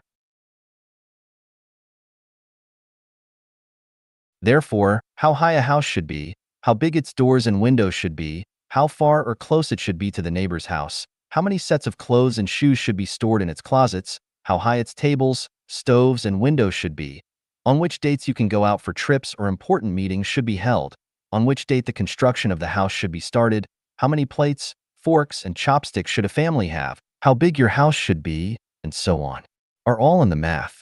If the math is suitable, then everything will go well, but if it is not, then everything will go against your will. There are 64 factors that affect people. The permutations and combinations of them are astronomical figures. As a person, it is hard to attend to one thing without neglecting another. The simplest method available is to follow the way of the greatest creator, the path of life. Chanyuan. 雪峰与年轻人聊聊. Xiefeng chats with young people. Xiefeng. October 22nd, 2020. Translated by Chanyuan and edited by Care. After more than 60 years of springs, summers, autumns, and winters, I have some insightful life experiences to share with young people. They may not be correct, but they are just for reference. Life is the perception and experience of life in the human world. The richer that experience is, the deeper its perception is. The deeper that perception is, the clearer its truth is. Therefore, life is about experiences, and only those experiences form the wealth that life possesses. Some of those experiences are frustration, disappointment, failure, despair, love, friendship, kinship, sex, holy love, the spring, summer, autumn, winter, wind, clouds, rain and snow endowed by nature, joy, freedom, happiness, satisfaction, sacredness, solemnity, beauty, infinity, the coming and leaving of predestined relationships on the trajectory of life, and the cycles of causes and effects. When you are young, do not pursue vanity and trends, be engulfed by the trends of the times. Compare yourself with others, or pursue material possessions, such as buying real estate, cars, expensive consumer goods, high-end supplies, and so forth. If you focus on material abundance and possessions, then you are heading towards decadence, corruption, depravity, pain, troubles, and death. Rather, you should spend your time and energy on learning scientific knowledge and skills, how to behave, the teachings of gods, Buddhas, and celestials, and how to enhance the value of your life. Do not study metaphysics or enter religious groups, political groups, or various cultivation groups because they are all problematic. Especially do not learn anything about magical powers, special abilities, or spell powers. I do not even advocate the premature learning of Buddhism, Taoism, or divine law, let alone supernatural powers. Learning is to enrich one's understanding and to improve the quality of their life, not to be an official or make money, glorify and illuminate one's ancestors, or to be outstanding, let alone to build your good fame forever, but to experience life more deeply and to experience fun and wit of life. Why is the most important thing in life to enrich one's understanding and improve the quality of life? You can only understand it if you look at and study stones. From diamonds, emeralds, rubies, sapphires, opals, aquamarine, tourmaline, moonstones, and garnets, to pebbles, each of their values are completely different. Although we cannot always be human diamonds and emeralds, we cannot let ourselves become the pebbles among people. The more precious the stones are, the more embedded they are into the most sacred places, and the rougher they are, the more they are laid under people's feet. If someday someone can become a god, you will know that the purer their quality of life, the more they will live in a free and perfect world, and the lower their quality of life, the more they will live in a world of control and dilapidation. When you are young, do not waste your mind on building relationships with people because the cost of doing so is very high. Many people spend their precious time, energy, and even wealth on maintaining relationships, but it is not worth it. As long as they are people, they will part ways with you. Lasting relationships are almost impossible to maintain. Following predestined relationships is best, but not maintaining them deliberately. True confidence will appear on your road to strive forward instead of in the relationships you maintained by racking your brains. If you are a precious gemstone, then you will not need to establish relationships deliberately because people will chase you. If you are a cobblestone, then no matter how you rack your brains to establish relationships, people will abandon you. We are currently living in the era of network information, and the biggest characteristic of it is impetuousness. People are impetuous, markets are impetuous, society is impetuous, religion and political parties are all impetuous. There are bubbles everywhere, and they will burst at any time. Therefore, learn to calm down and think and study those that can last longer. According to my observation and analysis, 95% of the internet's content, including social media, is rubbish. Therefore, if you invest your time and energy with social media on the internet, you will be collecting rubbish and you will be dealing with rubbish. In the long run, you will become a garbage collector. There are three major wealths in life: material wealth, spiritual wealth, and soul wealth. When you are young, you should pursue soul wealth first, then spiritual wealth, and material wealth last. If you have a healthy body, that is equal to having material wealth. It can be said that health is the first material wealth of life. Thus, you should take good care of your body, do not stay up late, do not smoke, avoid drugs and alcohol, do not overeat, but eat in an orderly manner, and do not do so indiscriminately to satisfy your appetite. Your first priority in life is to honor your parents. How your parents treat you is their business, but as children, do what children should do. There are many ways to do this. The most important is to not let your parents worry about you and rush about and overwork for you. You may not be able to provide superior material wealth for your parents, but at least do not let your parents work hard to provide you with superior material conditions because you are a human, not a pig, and your parents raised you to adulthood. After you have reached the age of 18 years, you have to walk on your own, and you can no longer rely on your parents for your survival. In this way, even if you cannot afford to support your parents in their old age and bury them, at least you will not have too much guilt in your heart, and in the eyes of heaven, you will be regarded as a reasonable person, a person who can be blessed. I have compiled a book, Treasures of Classical Advice, which is the essence of the wisdom and experiences of human sages. It is worth reading. I hope that you will read it when you are free, because you will definitely benefit from it. 共产主义，劳苦大众的唯一幸福之路. Communism is the only way to happiness. For the toiling masses. Xiefeng. November 20th, 2020. Translated by Chanyuan and edited by Care. Communism is actually sharing, and the higher the degree of sharing of things, the greater their value. The most effective way to maximize the value of all resources is to share them with everyone, which is communism's essence. People are inherently selfish, so they reject communism intuitively, and they are most afraid of sharing when they have little material wealth. If a person is so poor that they only have a broken bicycle, then they will be unwilling to allow anyone else to ride it. This is human nature. However, when people not only have material wealth, but also power, status, and reputations, they always want to make themselves and their families live more luxuriously than those around them so that others will envy them. This satisfies their vanity, so they are reluctant to share anything with others. Since Marx founded his theory of communism, the communist movement has almost always been promoted violently and in ways which damage the interests of the property-owning class. The imperfection of Marx's communist theory and the blindness of the behavior of communist practitioners has led to the failure of the communist movement.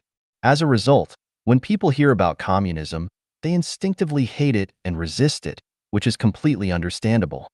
According to historical experience, I can understand why people demonize and resist communism. This should be a lesson learned, and it can even be said that they are doing right because the so-called communist movements throughout history have run completely counter to the real thing.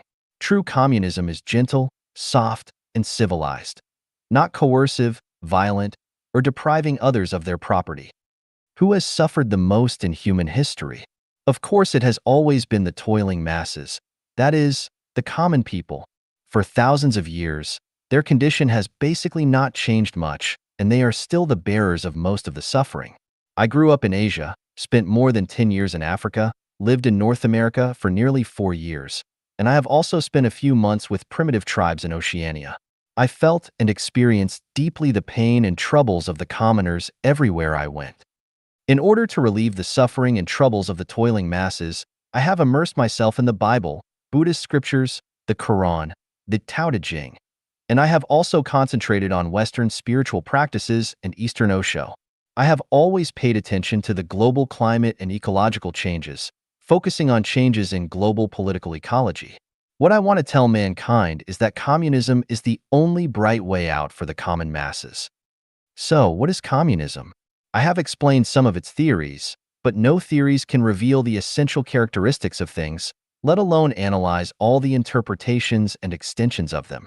It is only by creating real objects that people can observe intuitively and deeply that they will fully understand them. Therefore, Chanyuan Celestials and I created the purely communistic new oasis for life, formerly the second home.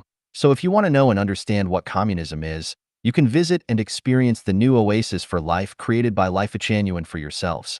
Many people equate communism with utopia, and there is nothing wrong with this understanding because utopia is the embryonic form of communism, but most of them throughout history have failed.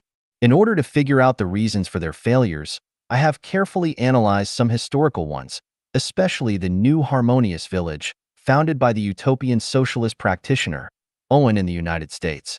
I wrote an article to analyze the reasons for its failure, in which I opined that its core problem and the reason for its failure was that its utopian leaders did not have clear understandings and blueprints in their minds. They only relied on their passion and were crossing the river by feeling for the stones. So, when encountering the rush of wind, waves, and whirlpools, they could only drown in their rivers. In order to distinguish between the theories and practical activities of communism in history, I call the new oasis for life created by Life of Chanyuan Xiefeng-style communism. This communism can resolve territorial disputes between countries and excessive consumption of natural resources, solve the corruption problem of government officials, avoid young Galen-style tragedies, reduce criminal activities by 3/4, enable people to live and work in peace, eliminate war, turmoil, refugees, and hunger reduce suicide rates by more than half and can give 98% of the people happy, joyful, free, and blessed lives. Who are these toiling masses? The term refers to those who have suffered their entire lives for food, clothing, housing, transportation, life, old age, sickness, and death. Those who have been struggling for a lifetime and are still struggling. Those who have suffered and have been bullied, troubled, and tortured all their lives. Those who have been looking forward to getting rich every year, while year after year still wearing torn clothes. Those who lack security but see no hope. And those who hate government officials, but on the surface have to show smiles on their faces and be deferential and sycophant to the officials. In short, everyone who wants to live a good life with their hands and diligence are the toiling masses. The cruel reality is that they are people who want to live better lives by hard work, yet their hands cannot rid themselves of troubles, pains, anxiety, sorrow, and even fear throughout their entire lives. This is what happened thousands of years ago. It is the same today, and it will remain this way for thousands of years to come unless we change our traditional production and life mode completely and enter the Xiefeng-style communist society. Otherwise, they will only dream eternally of having better lives. Moral education is always fragile and vulnerable. Christian moral education, Buddhist moral education, Islamic moral education, Confucian moral education, and the moral education of all kinds of sages have been easily destroyed by the face of reality. Look no further than today's China. All Communist Party officials have been raised on Mao Zedong's ideological and moral education, but in the face of money and interests, Mao's thoughts have been shelved. The level of corruption is staggering. Millions of yuan, even tens of millions are not enough. They embezzled hundreds of millions, billions, or even tens of billions. These servants of the people never cared about the lives of all the young Galens? Who cares about the lives of the toiling masses? Very few. Did decades of moral education work? Not at all. Let us look at the recent U.S. presidential election. Before the result of the election had even been settled, the mainstream media in the United States rushed to declare Joe Biden as the president, followed by the heads of Western democracies such as Britain, France, Germany, Israel, and other similar countries which sent congratulatory letters to Biden for his election victory. Even the president of Taiwan, Tsai Ing-wen, who is known as a Democrat, hurriedly sent congratulatory messages to Biden. No matter who is elected president, respecting the facts and listening to the voices and wishes of the people is the basis and bottom line of morality. The mainstream media's announcements and the congratulations of foreign before the facts had emerged and the votes had been counted violates the basic bottom line of morality and does not conform to legal procedures. What should be emphasized here is that most people in Western society have been educated in Christian morality, but where is the morality of the mainstream media? Where is the morality of those national leaders? Democratic countries are like this, but moral education in non-democratic countries is not even worth considering. The facts tell us that moral education is not enough to allow the toiling masses to live and work in peace and contentment because all spiritual chicken soup is an anesthetic. The current rampant Buddhist preaching is even more of an anesthetic, and the preaching to return to traditional Chinese culture is tantamount to advocating for men to wear braids and long mandarin jackets and women to bind their feet. That mysterious and spooky preaching is a portion of poison. Those who care about the welfare of the toiling masses should seek and establish programs which fundamentally guarantee happy lives for them. It might be very good to say that we should put power in the cage of the system, such that government officials dare not, cannot, and would not have access to corrupt practices, but unfortunately, it is the system itself that is the best soil for officials to grow corrupt, so the system will be unable to restrain and stop it because it is its own hotbed of corruption. I ask, can this system shut down power?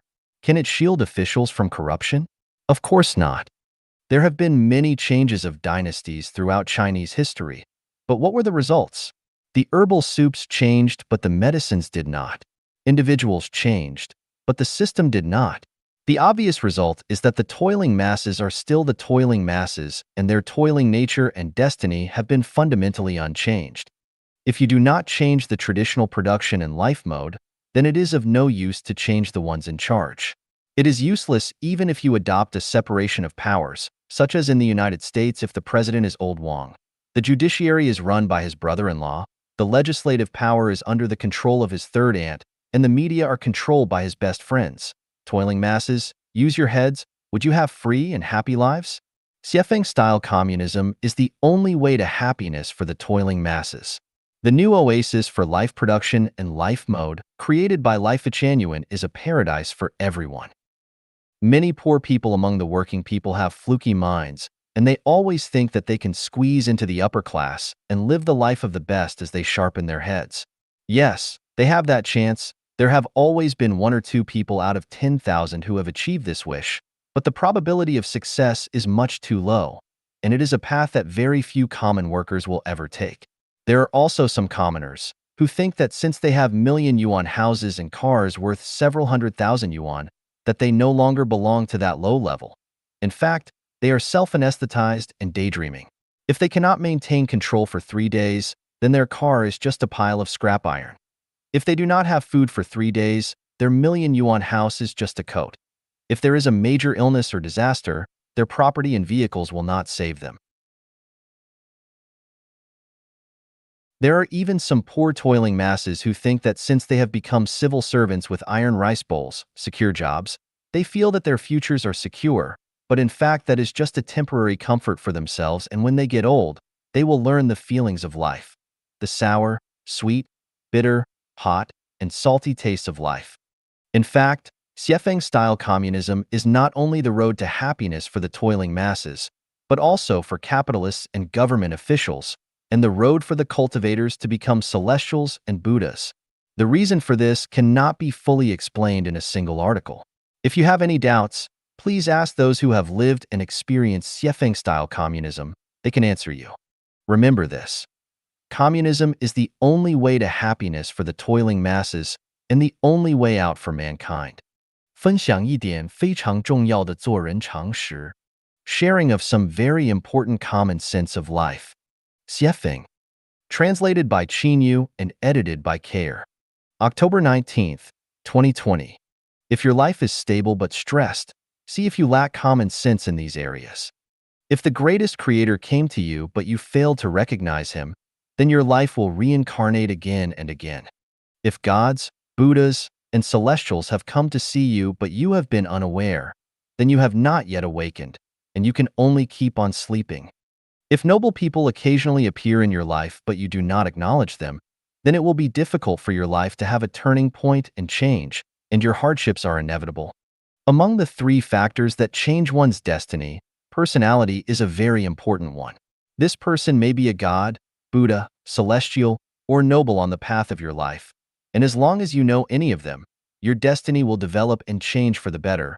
But I found that no one knows the greatest creator, and when gods, Buddhas, and celestials come around, people do not know them either. When noble people come near, few will pay attention to them. Therefore, most people are just living beings, rather than otherworldly saints. Some people can change the trajectories and destinies of their lives, but it is unfortunate if they keep missing their chances. 5 major turning points impacted my life. 4 were from noble people, and 1 was related to the greatest creator. Had I not recognized the greatest creator, this tour guide that you know would not have been born, and were it not for the 4 noble people's guidance and help, I would be an old farmer in my hometown today. Where are the noble people, the gods, Buddhas, and celestials, and where is the greatest creator? They are all in your life and at your side. Why can you not see them, and why are you not aware of their existences? This has something to do with your consciousness and soul, as well as your understanding and realm. From your consciousness point of view, you cannot tell the priority of your life or reverse it, and from your spiritual point of view, your heart is too selfish and your mind is dim and closed. If your understanding is poor, then the sound of water running down mountains is noise, and if your realm is not high, and you cannot see beyond material content. For example, if I am the noble one in your life, then have I ever appeared before you? And if I have, then did you pay attention to me? If you did not, then you will not get anything from me, let alone change the trajectory and destiny of your life. How can it be considered that you have paid attention to me? When I speak, you must first listen carefully and then express your gratitude to me. When I come to you, you must stop what you are doing, mute your mobile phone, Isolate yourself from the outside world and communicate with me seriously and intently. When I post articles in WeChat, circles of friends, you should offer likes and show that you have me in your heart. When I show you the way, you must have no doubts, but rather start then and there. Such can be considered your having paid attention. So what kind of words and deeds are considered as your not having paid attention? When I talk to you, do you steer clear of my crucial points, not focus on the subjects of our conversations, and stray to topics that have nothing to do with my subjects? Do you talk too much and listen too little? When I came to you, or when you came to me, were you too busy looking at your phone and chatting with someone else to communicate seriously with me? When I posted an article, did you never offer a like, and therefore prove that I am not important to your consciousness? Were you so busy expressing yourself that you never reacted to my point of view, and so on? What I am saying is that there must be someone whose cognition is higher than yours in any group. Just as in a banquet, there must be a guest of honor. Therefore, after entering any group, the first thing that you must do is to find a person whose cognitive ability is higher than yours. As long as they are there, then you should talk less and listen more to them. In this way, you will benefit. Since they might be a celestial, Buddha, or the noble person in your life, they might well change your miserable destiny. There are mountains beyond mountains, skies above skies, people beyond people, and great masters beyond masters. Do not express yourself too much. When confronted by people with higher cognitive abilities, always listen, do not argue or express yourself, because the more you do, the worse you will be, because within the scope of his or her cognition, those actions can only show your limitations. When you become complacent, they will have already abandoned you. In this way, you will have missed the gods, Buddhas, celestials, and noble people, and missed your opportunity to change your destiny. When one thinks that they are completely right, then there is no room or opportunity for them to sublimate anymore. Their sublimation will be over, and the gods, Buddha, celestials, and noble people will avoid them. All those who insist that they are right will distance themselves from gods, Buddhas, celestials, and noble ones, and auspicious lights will no longer shine on them, because they will have already set their shape, and what they now are will definitely remain the same in the future. People have many opportunities to change their destinies throughout their lives, but most are not blessed to seize them. Gods, Buddhas, celestials, and nobles will appear once or many times in each person's life, but whether you can get to know, meet, and accept them depends on your own thoughts, words, and deeds. Of course, the core factor is your consciousness, state of mind, realm, and understanding. Remember, when you feel that you are right, are obsessed with it, and are arrogant about it, then you are finished. 信念和希望的神奇力量. The magical power of faith and hope. Xiefeng. March 21st, 2021. Edited by Chanyuan. On September 9, 2019, the World Health Organization reported that, on average, 800,000 people commit suicide globally every year. According to statistical analysis, the number of suicide attempts is 20 times that of completed suicides. Suicide is a result of losing faith and hope. The impact of suicide and suicide attempts on people is estimated at 4 individuals affected per person, resulting in 64 million people worldwide experiencing extreme suffering annually. If we add the suffering caused by diseases, conflicts, poverty, wars, and disasters, it's safe to say that, not exaggerating, 2 to 3 billion people live in pain every year. We cannot turn a blind eye to this. We must liberate people from suffering. The way to liberation is through faith and hope, because faith and hope have a miraculous power. In a major earthquake in Los Angeles, 14 children were rescued 36 hours after the quake. The core factor behind their rescue was the faith and hope of one child and his father. The father once told his son, "No matter what happens, I will be with you." The son's faith and hope were, "My father will come to save me." This belief and hope infected the other 13 children, helping them survive the dangerous period of fear and despair, and ultimately being rescued. On August 5, 2010, a collapse occurred at the San Jose copper mine in northern Chile. 33 miners were trapped 700 meters underground, and those above ground didn't know if they were alive or dead. The 33 miners managed to take refuge in a shelter, but their situation was dire. The shelter held only enough food for 2 to 3 days, Yet they persisted for a full 17 days. They survived by consuming just 2 spoonfuls of canned fish per day per person. How did they manage to survive until they were finally rescued on the 69th day? The answer is faith and hope. In times of despair, as long as one holds onto faith and hope, there is a chance to transform danger into safety. In today's era, one of the best examples of maintaining faith and hope is the Chanyuan Celestials of Life at Chanyuan. A group of ordinary people, more than 100 in number, began living together in a communist model since 2009. Over the past 11 years, they have faced repeated hardships. They built 3 idyllic paradises in Yunnan province. Due to the government's lack of understanding, they were driven out of their homes, and their more than 20 million yuan in property went to waste. They then built a home in Nanjing, only to be evicted again by the government. Meanwhile, they created 3 homes in Xinjiang, only to be driven out again. Returning to Yunnan, they built 3 more homes, only to face hardship once more and be forced out. The group exhausted its funds, feeling that there was no place for them in the world. However, they overcame these difficulties and persisted until today. Several more homes have been rebuilt. Especially the 2 homes in Thailand received support from local temple abbots. The home building in Canada was delayed due to the pandemic but remained standing. Despite being in dire straits, we did not lose hope. We did not stop moving forward because our faith remained unshaken and our hope never turned into despair. We firmly believe that the greatest creator will not abandon us. We believe in the justice of the Tao. We believe that the government's lack of understanding is only temporary, and we believe that, as long as there are no unlawful or unruly acts, the government will one day understand and allow us to live according to the communist model. Additionally, our profound understanding of countless secrets of the universe, time, space, and life has filled us with immense hope and confidence in the future. Without the support of faith and hope, Life at Chanyuan would have long vanished. From the practical experience of Life at Chanyuan New Oasis for Life, we have gained a profound understanding.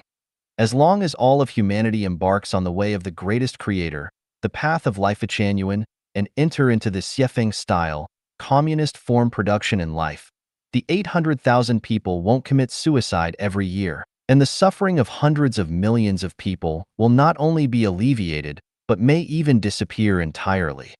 The entire human race should embrace one faith. Life at Chanyuan can save humanity and rescue people from the sea of suffering. The entire human race should hold on to one hope. As long as Life at Chanyuan exists, the beautiful life that humanity dreams of will undoubtedly come. 人生的效率、深度和广度 The efficiency, depth, and breadth of life. Xiefeng, July 16, 2020. Translated by Chanyuan and edited by Peter. Most people should be geniuses in a certain field, but most people are mediocre and find their goals to be unachievable throughout their lives. The reason is that they are forced by life and cannot engage in the work they like, and their entire lives are consumed in their trivial daily affairs. We analyzed housewives statistically. Few housewives have achieved success in their careers because they are submerged in daily trivial housework. We asked an elderly woman, "What have you done in your life?" She could hardly list any examples that she can be proud of. In fact, she has a lot of work to do every day: cooking, washing, taking children out, purchasing, cleaning, and visiting relatives and friends. Countless daily tasks almost dragged her down, and in the end, she found that she had accomplished nothing in her life. Of course, I do not advocate that all people become the best, glorify and illuminate their ancestors, and be successful, much less advocate that all people be extraordinary and live their whole life gloriously. I just want people to live a life that is a little more comfortable, cool, relaxed, and free. Then, how to achieve this wish? Do only one thing in your life. This is a truth that I have recently realized. In the past 10 years or so, I have spent my life being a guide for Life at Chanyuan and have not done anything else. Thus, I have finished writing articles comprised of millions of words and created more than a dozen picturesque human homes based on the new life model. But in the last 2 or 3 months, I have done so many tasks which are too miscellaneous that I have hardly anything to show for it. Every day, I get up at 5 o'clock, browse the internet for half an hour, and quickly wash and prepare breakfast for the guests. Even if there are only 2 guests, it takes me at least 2.5 hours from preparation to completion. During these 2.5 hours, I must do at least 20 things or more. After the guests have left, I clean up the room. From cleaning the toilet and bathroom sink, wiping tables and chairs, changing the sheets, pillowcases, and 3 sets of large, medium, and small towels, until cleaning the carpet, there are more than 10 things to do. In addition, it takes an average of more than 2 hours a day to clean up the yard. It is not easy to mow the lawn of 10 acres of land neatly and beautifully.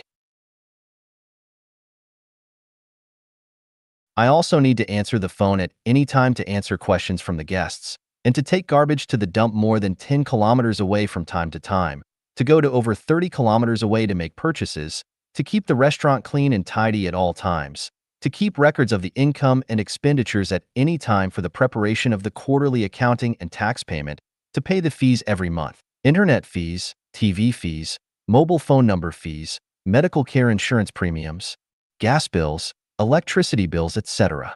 In addition to these daily tasks, I must deal with unexpected occurrences anytime and anywhere. I am thinking that if I spend my whole life like this, even if I am a genius in a certain field, my talent will be buried in endless tedious affairs. Doing a lot of various kinds of work can broaden the breadth of life, but you will never reach the depth, height of life, and there will be no efficiency. Always doing one thing will be the most efficient. The more complicated and varied the things you do, the lower the efficiency. Last year, I planned that any way possible, this year I will go away once, at least to visit Prince George City, which is more than 300 kilometers away. As a result of my daily tasks, I haven't been able to achieve this goal till now. I am tightly bound to the same place and cannot leave for a while. A donkey has a blindfold over its eyes to let it grind grain. It goes around and around the millstone and will go around in circles in the same place for a lifetime. In fact, most people live in the same way as donkeys do. The donkey has to revolve around the millstone. Whether the donkey pulls the grindstone, makes the circle or not, it is not up to it. What about people? Compelled by environment and the pressures of life, people have to repeat the same work every day. All this is involuntarily, and they have no choice. Who can say that I do what I like the most every day? To make life a little more comfortable, chic, relaxed, and free, we must only do one thing in our lives so that we can reach the depth of life. A drilling rig can only drill tens of meters at a time if it infrequently changes the drilling location. To drill to 1,000 meters or 10,000 meters, you must drill in the same hole. Only by concentrating on one goal can it be thus. Rubbing ropes against wooden boards will cut into them, and dripping water onto stones will wear them down. If we work 8 hours a day to make $100, can we make $100 in just 2 hours? I think it is possible. The way to do this is to do only one thing. The more complicated the things we do, the less money we can make. Only by doing one thing can we be relaxed and comfortable. In this way, can we have a good mood and free time to dabble in a broader field in order to expand the breadth of life. The problem is, who can do only one thing in a lifetime? If we still pursue the efficiency, depth, and breadth of life in accordance with the traditional production and life mode, for most people, it is just a beautiful and unrealistic fantasy. There is only one way to reach the goals. That is to live in the life mode of New Oasis for Life created by Chanyuan. That is the best place to realize your ideal of life. 自由之路, The Road to Freedom. Xiefeng. November 10th, 2022. Translated by Chanyuan and edited by Peter. The highest realm pursued by human beings is to obtain physical and mental freedom.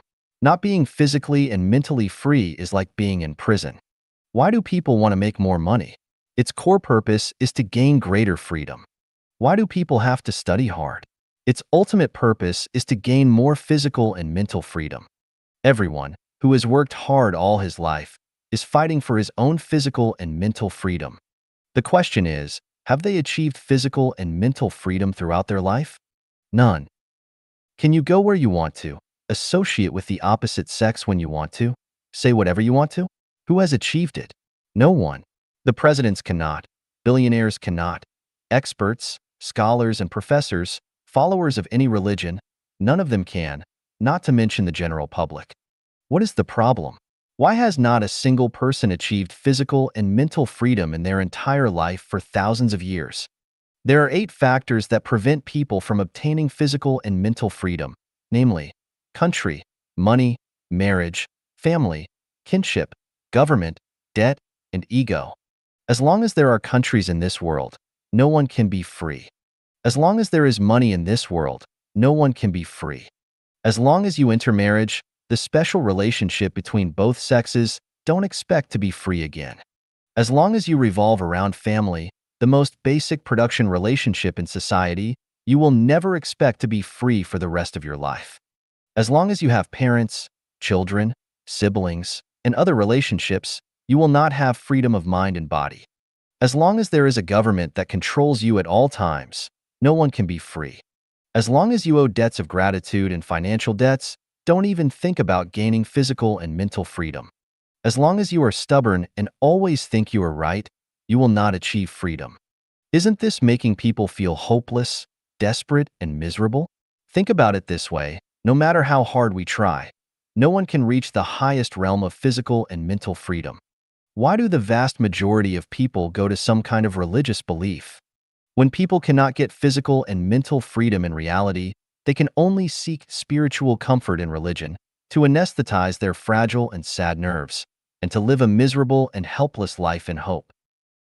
In terms of conventional thinking, there is no possibility that the country, money, marriage, family, kinship, government, debt, and ego will disappear from the world. No one in their right mind can accept the disappearance of these 8 factors, even emotionally. However, it is precisely because people are too rational and pay too much attention to affections that no one has achieved true physical and mental freedom for tens of thousands of years. People cannot imagine how they would live if these 8 factors disappeared. For example, if there is no country, who will protect my safety? What's the point of having a life without parents and children? Who will be responsible for the normal operation of society without the government? Without money, what can I use to exchange for the goods I need with others? And so on. It's hard to imagine how human society would operate and develop in an orderly manner without these 8 factors, and 10,000 what to dose will come to mind. Nothing is ever impossible which not yet been realized or transformed by thinking. On my way to make people completely gain physical and mental freedom, I entered 20 worlds in the realm of time and space that are superimposed, intersected, have clear boundaries that are interconnected, and found that there are no factors such as country, money, marriage, family, and kinship in the 1,000-year world, which is the closest to human life. But the people who live there have a beautiful life with complete freedom of body and mind. I wondered if I could copy the life mode of the 1,000-year world to the human world. So I created a brand new production and life mode which is completely different from the traditional life mode. I call it the second home. This second home life mode has been going on for 13 years since April 2009, and 95% of those who have lived this way have been happy with this way of life. It turns out that, even if factors such as country, marriage, and family disappear, human beings can live a lifetime in the highest realm of life with freedom of body and mind. Can the partial success prove that the second home model works in the world? In theory, it totally works. In practice, it needs to be confirmed experimentally. I have lived in Asia for decades, Africa for more than 10 years, America for more than 5 years, and a few months with the indigenous tribes of Australia. In the recent 5 years, I have been in close contact with more than 2,000 people from Europe and have had superficial exchanges with most of them. I have also had deep contacts and exchanges with the Kanahana family in Japan. I have visited 2 communities in Canada as well and have conducted in-depth exchanges with them. My feeling is that the new life of human beings, the second home mode, works all over the world. What I am convinced of is that if human beings are not eliminated by nature, the future production and life mode of human beings will be the second home model. This is the only way for everyone to obtain physical and mental freedom. The conclusion is that the new mode of life for mankind, the second home, is the road to freedom. 我想与你聊聊天. I want to have a chat with you. Xiefeng. June 3rd, 2017. Translated by Chanyuan and edited by Peter. Knowing and understanding ourselves is one of the guarantees for a happy life. If we do not know ourselves or understand ourselves, we will inevitably have a series of troubles and pains in our lives. And we will attribute these troubles and pains to the outside world and others, instead of ourselves. A king or a beggar, who is freer and happier? The answer is, whoever knows and understands himself is happier. When a person vents grievances, it is from a lack of knowledge and understanding of himself. When a person blames others, it is from a lack of knowledge and understanding of himself. When a person feels his talents are unrecognized, it is from a lack of knowledge and understanding of himself. The world is still the same. The world is faultless. All faults lie within ourselves. If a person is revered and respected by others, that's because he is valuable to people. When he loses his value, no one will revere and respect him. This is not only a cruel reality, but also the law of justice in the world.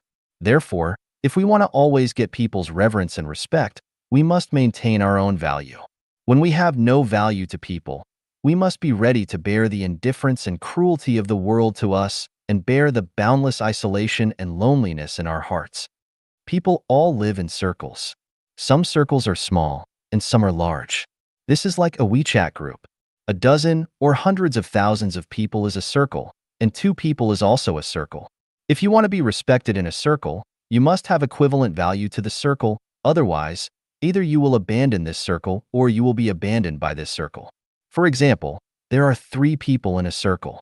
Zhang San has a carrot, Li Si has a banana, and Wang Wu has a cucumber. Then, the people in this circle are basically equal. This circle is relatively harmonious and warm, and their friendship will also be lasting.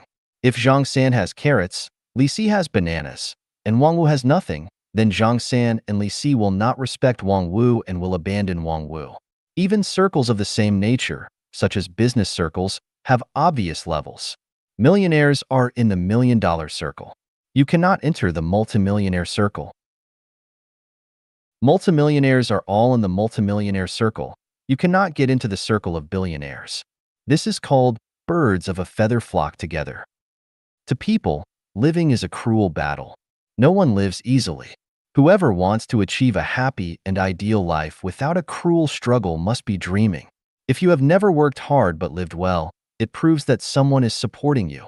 Once you lose the person supporting you, you will enter a state of misery. In order to avoid entering a state of misery, you must always struggle. Never be careless and live in a muddle-headed way. Do not think about enjoyment, but about giving and dedication. Only in this way can you hope to get the happy life you yearn for. Do what you can do. Do not expect to do what you cannot do. If you cannot do well at what you can do, there is no doubt that you won't do well at the things you expect to do. Ask yourself often, what have I done well?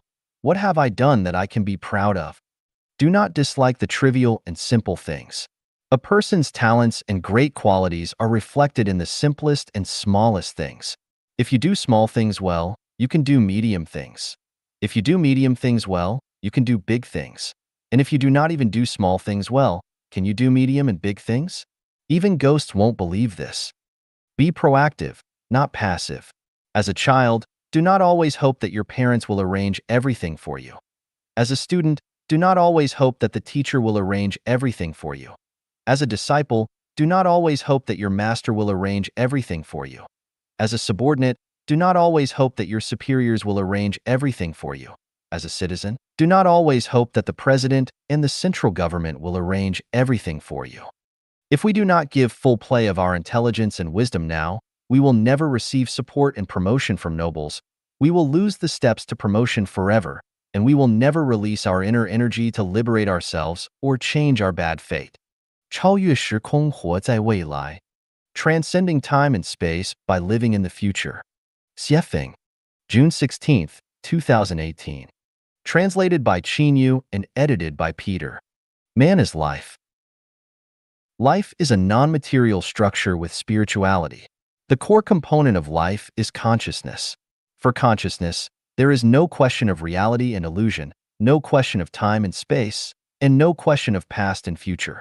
Reality and illusion, time and space, are a problem that stubbornly exist in human perception. For life itself, these problems do not exist. The essence of life is perception and experience. Without perception and experience, there is no life. In other words, life without perception and experience does not exist.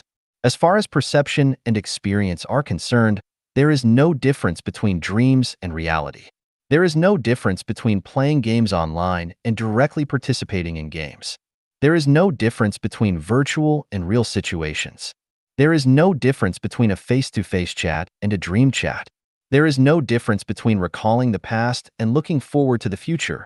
And there is no difference between concrete practice and imaginative practice. For example, in the illusory scene of dreams, what we perceive and experience in dreams is the same as what we perceive and experience in reality. So long as it is perception and experience, for life itself, there is no problem with the illusion of reality, no problem of past, present, and future. Human cognition can never go beyond reality, time, and space. This is the limitation of human cognition. This limitation restricts our thinking to four-dimensional time and space, so that we cannot break through the shackles of reality, time, and space. The sayings and viewpoints of living in the present are the most typical examples of cognition and thinking fettered by reality, time, and space. In other words, the cognition and understanding of living in the present is purely human thinking. It is not the cognition and thinking of lives higher than human beings. Now, let's discuss the feasibility of transcending time and space from human cognition. What has happened is called the past or history. What is happening is called the present or now. What is going to happen is called the future or the time to come. Now let's make a choice. Would you like to live in the past, in the present, or in the future?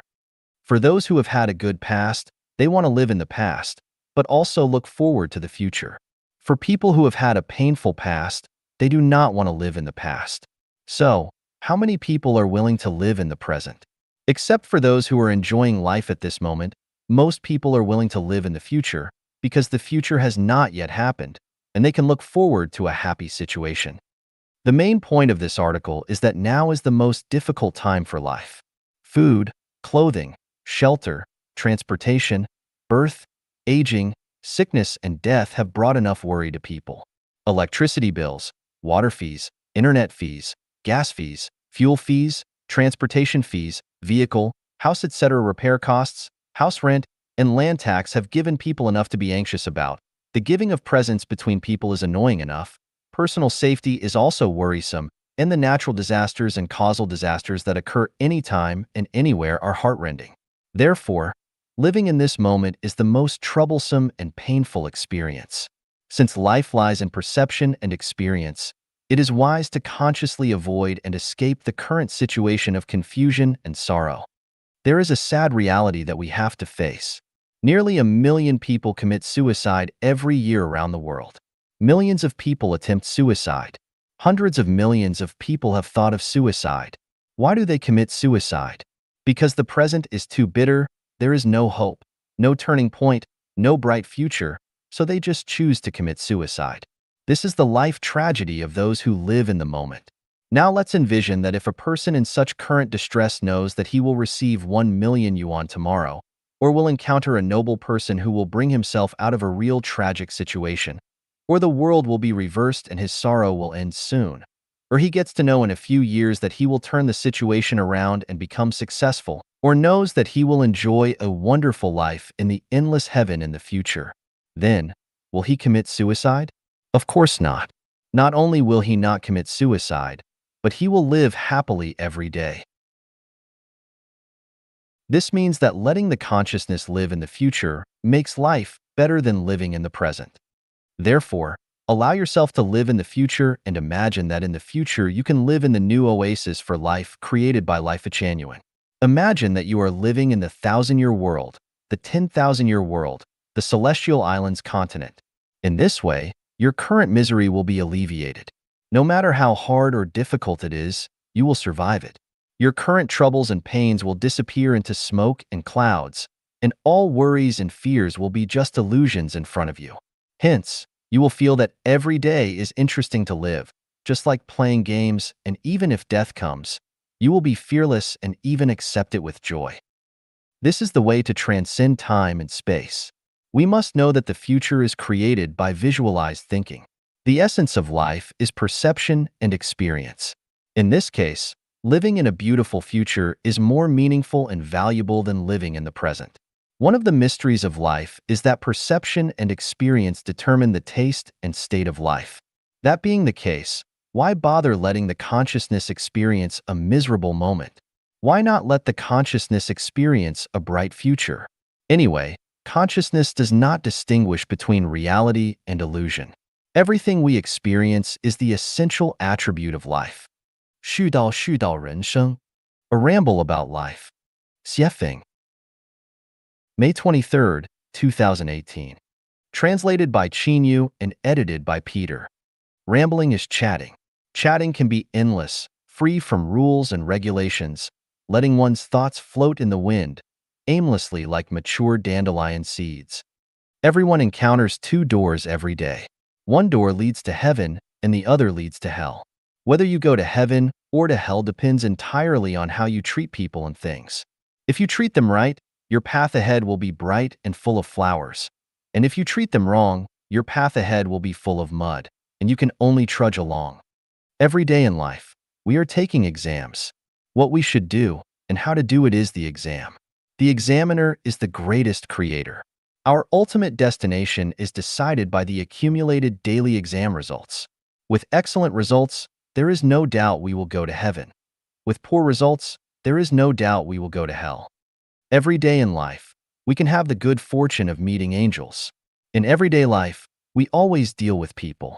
Even the person we meet in the WeChat group might be an angel. If we treat angels kindly and sincerely, our lives might turn around and we may get to know the secrets of life. If we treat angels badly, we may miss a good connection and a good future. Everyone's outcome is an accumulation of his lifetime's thoughts and behavior. Do not take the chance and think that if you hurt a person or life you will not be punished. It is impossible. Punishment is bound to come. Even if we once ridiculed someone, even if we once gave someone a contemptuous look, even if we once humiliated someone with vulgar language, punishment would inevitably come. Some punishments are obvious, but most of the punishments are without a trace. It just happens without our noticing of it. For example, we should have eaten ginseng fruit, but in fact we got sour plums. We should have done something smoothly, but in fact we encountered obstacles and resistance. To analyze and judge a phenomenon, three basic factors need to be considered. One is affection, one is reason, and one is nature. Some phenomena conform to affection but not reason and nature. Some phenomena conform to reason but not affection and nature. And some phenomena conform to nature but not affection and reason. Some unreasonable phenomena are in line with affection and nature. Some ruthless phenomena are in line with reason and nature. And some phenomena that are neither in line with reason nor affection but are in line with nature. Therefore, it is best not to judge any phenomenon in life. It is easy to misjudge and cause harm, unless we take everything into consideration that are the three factors: affection, reason, and nature. Last year, I went to Vanuatu, the Pacific Island country, and chatted with Mr. Stephen, the person in charge of Eden of the East. He said that people should be vegetarian instead of meat eaters. I asked, "Can't we eat pork?" He said we shouldn't. I said that everything has its value of existence. So what is the value of existence of pigs? He told me a lot and it made sense, but I explained my understanding to him. I said that balance is a law of the universe. This law conforms to the law that the sum of positive and negative energies is zero. Its basic principle is that it rises here but falls there. It increases here but decreases there. It gains here but loses there. And it strengthens here but weakens there. For example, if a person's words hurt many people, the balance of it will be that he can no longer talk. If a person takes advantage of the world, he will definitely be balanced by paying the price for this. If a person owes someone a debt, it will be balanced by his repaying the debt. If a person cruelly killed another life, it will definitely be balanced by the giving of his own life. In this sense, a pig must be the reincarnation of a certain person as a result of his words bringing too much hurt to others. He took too much advantage of others, he owed too much debt, and cruelly killed a certain life. Only by reincarnating as a pig and paying with his own hair, bones, blood, flesh, and life can he balance the debts he owed in his previous life. In this sense, Eating meat is a kind of benevolence, and not eating meat is cruel. Why do I say so? When a person owes a debt, he will be reincarnated as a pig to repay. If you do not eat his meat, that means that he is not allowed to repay his debts, and he has to continue to carry his debts and reincarnate again and again in the livestock world. This is a bit cruel. But if you eat his meat, it lets him repay his debts and leave behind his reincarnation in the pig world and return to the human world as a human being. Isn't it a good deed? There are endless truths that people need to learn and understand in their lives. There is a deep understanding that I want to share with everyone. This is to never hurt anyone in your life. Do not hurt with words, nor with deeds, eyes, mouth, hands, feet, or thoughts. Even if others hurt you, you must never deal with a man as he deals with you. Just say good words, as many as you like, and never say anything bad. Once you do, it will become sin, and it will be too late to remedy. Fish are in the water, people are in the Tao, and the operation and changes of all phenomena and things in the world are in the Tao, and there are no people or things that should be wronged.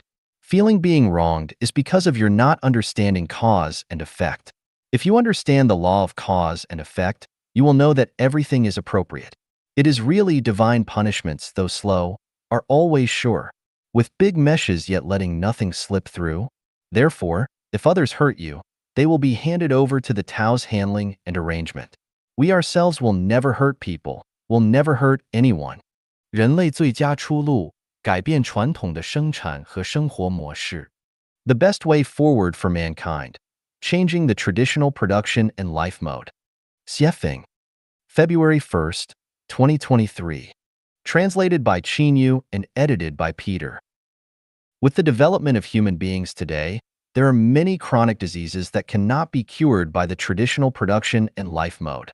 More than 7 billion people are living on the earth and consume a large amount of resources every day, and consumption has exceeded the regeneration capacity of the earth. Rapid advances in science and technology can develop new types of energy and save resources, but ultimately, it is a drop in the bucket and cannot solve the crisis that we are facing. The chronic diseases of the entire human society are as follows. Resource consumption exceeds regeneration capacity. Everyone is a consumer of resources, not a creator of resources. In the long run, the depletion of resources is an inevitable reality, and this problem cannot be solved by relying on the traditional production and life mode. The waste of resources. A large part of what people use in food, clothing, housing, transportation, birth, old age, sickness, and death today is extravagant and unnecessary. This problem cannot be solved by legal and moral teachings. It can only be solved by changing the traditional production and life mode. Official corruption and a slothful government. There are always contradictions between officials and the people. This problem has not been resolved for thousands of years.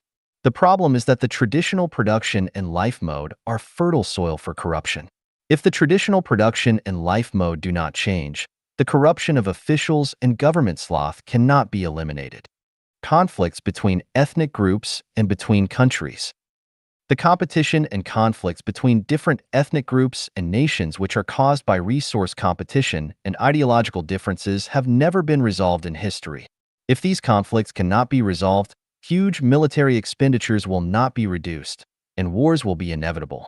The huge damage that this causes to society cannot be avoided. The only measure to solve this chronic disease lies in changing the traditional production and life mode of human beings. The gap between the rich and the poor.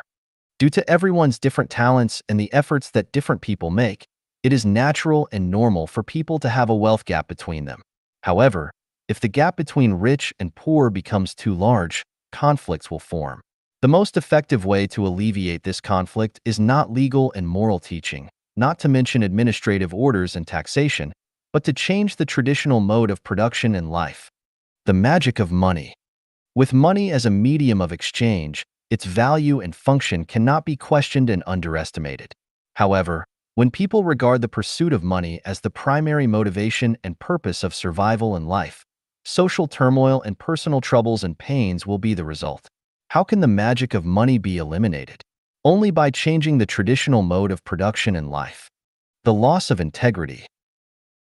The more there are people, the the fewer the resources, the more intense the competition will be, and the lower the integrity of people will be. With the loss of integrity, the cost of communication between people, countries, and special interest groups will increase infinitely. This is not only detrimental to the welfare of all the people, but also detrimental to resource conservation and social stability. How can this problem be solved?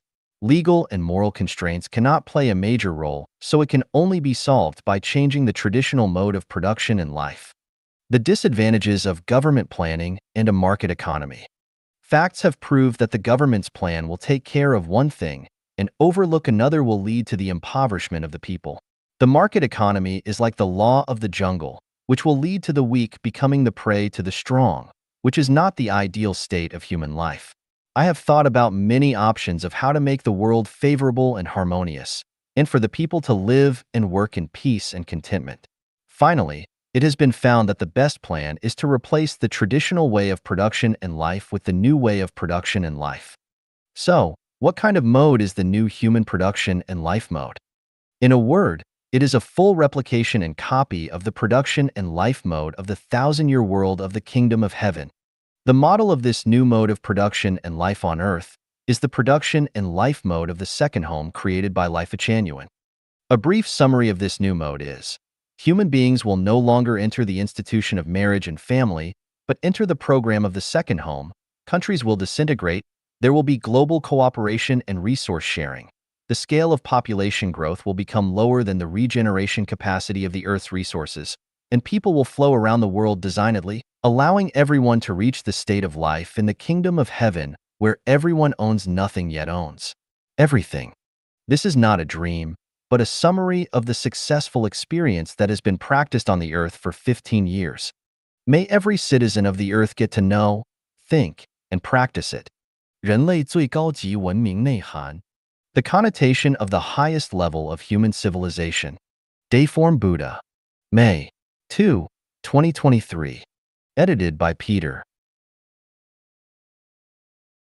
When human civilization enters the most advanced stage, there will be no laws, no countries, no currency, no marriage and family, and no forms of identification such as ID cards, passports, driver's licenses, work permits, medical licenses, judge certification, professor certification, and so on, and there will be no various types of business licenses.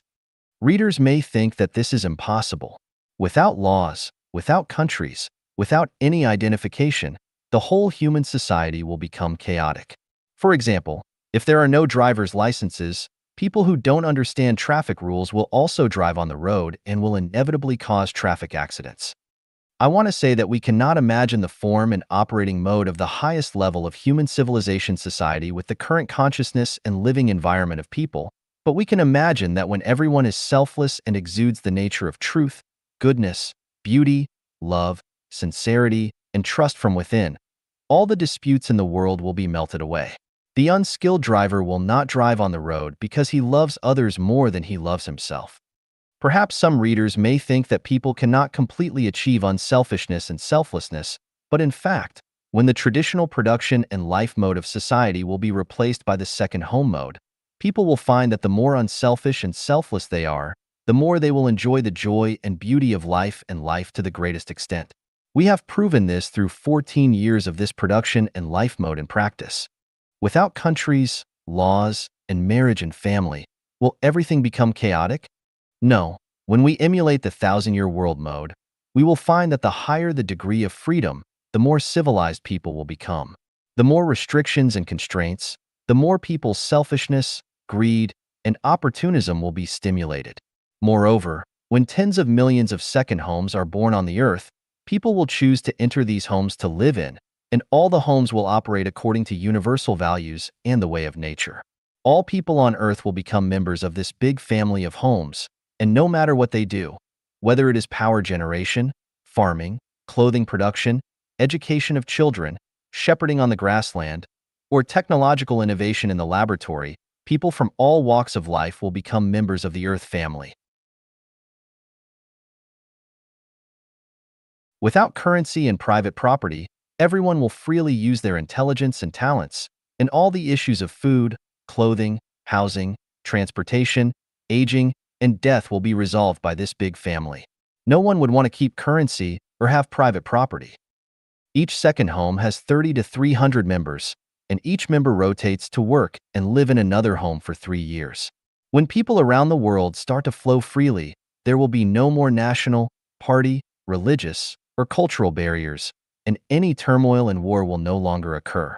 Hunger will also disappear, and the probability of theft, robbery, corruption, fraud, and deception will become negligible. I am very sure that everyone must have 100,000 questions in their hearts about this, but I can tell you that I have thought of all the problems you are worried about, and I know the solutions.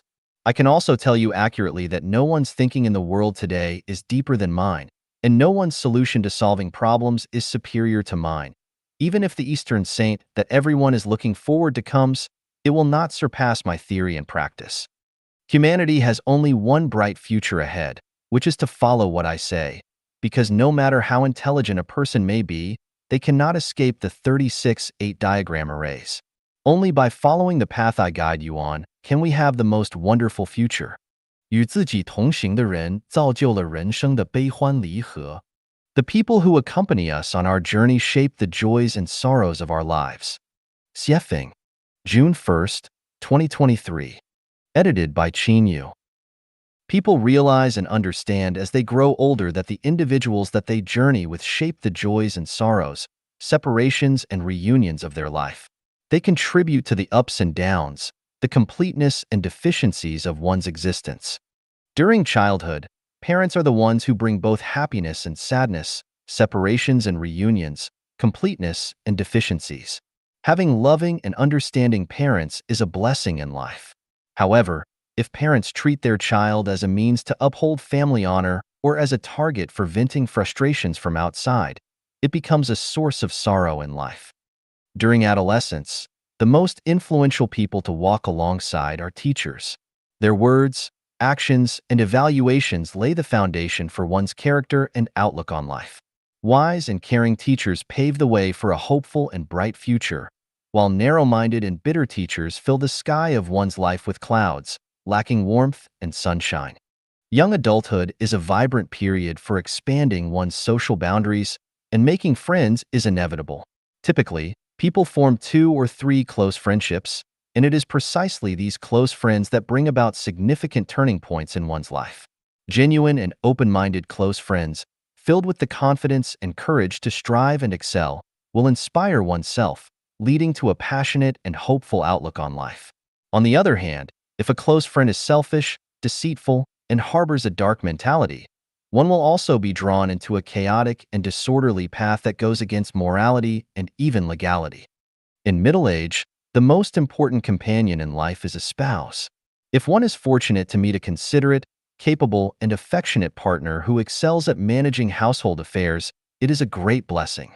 Conversely, encountering an unreasonable, selfish, and greedy spouse who lacks understanding and often voices complaints creates a life filled with bottomless sorrow and misery.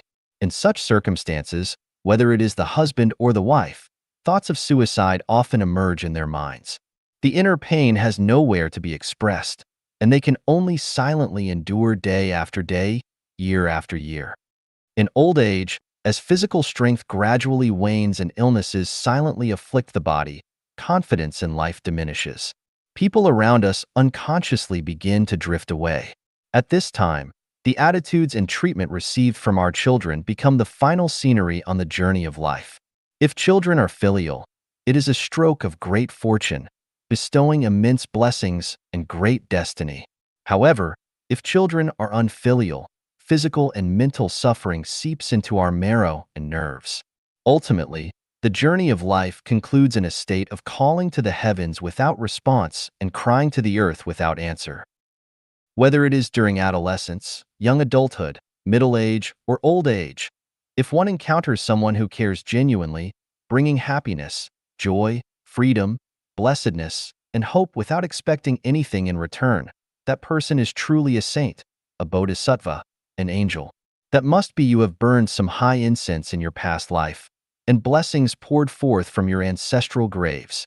Cherish this extraordinary affinity. If one is fortunate to encounter a group of individuals who selflessly give and contribute without making excessive demands, it is a tremendous blessing and the greatest care and blessing from heaven. It is worth treasuring for a lifetime. 失业大学生们的锦绣之路 The Splendid Path of Unemployed College Students. Xiefeng. April 25, 2023. Edited by Chanyuan. Happiness. Misery lurks beneath it. Misery. Happiness is to be found by its side. What I see is a bright future awaiting unemployed college students, a wonderful life that is incomparable.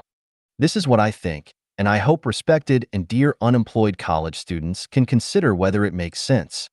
At this moment, you may be in a state of confusion, anxiety, uncertainty, restlessness, and disappointment. This is because you are carried along by the tides of the times.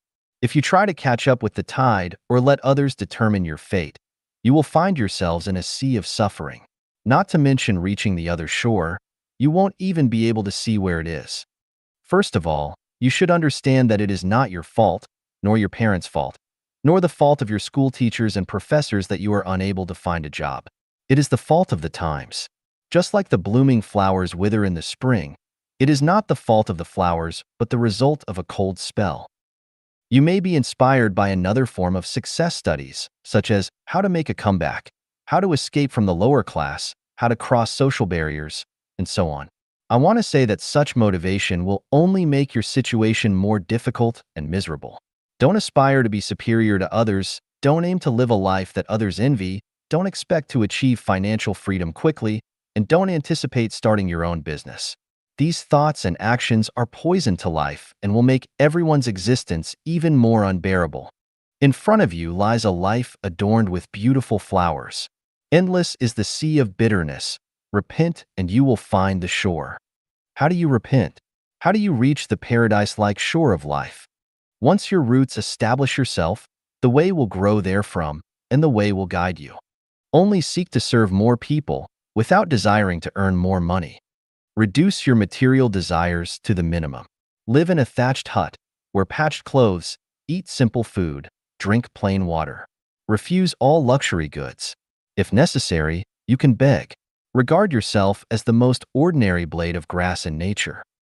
Don't pursue romantic relationships, don't get married, don't start a family. Concentrate your efforts on establishing a foundation, inheriting the wisdom of the past, creating everlasting peace.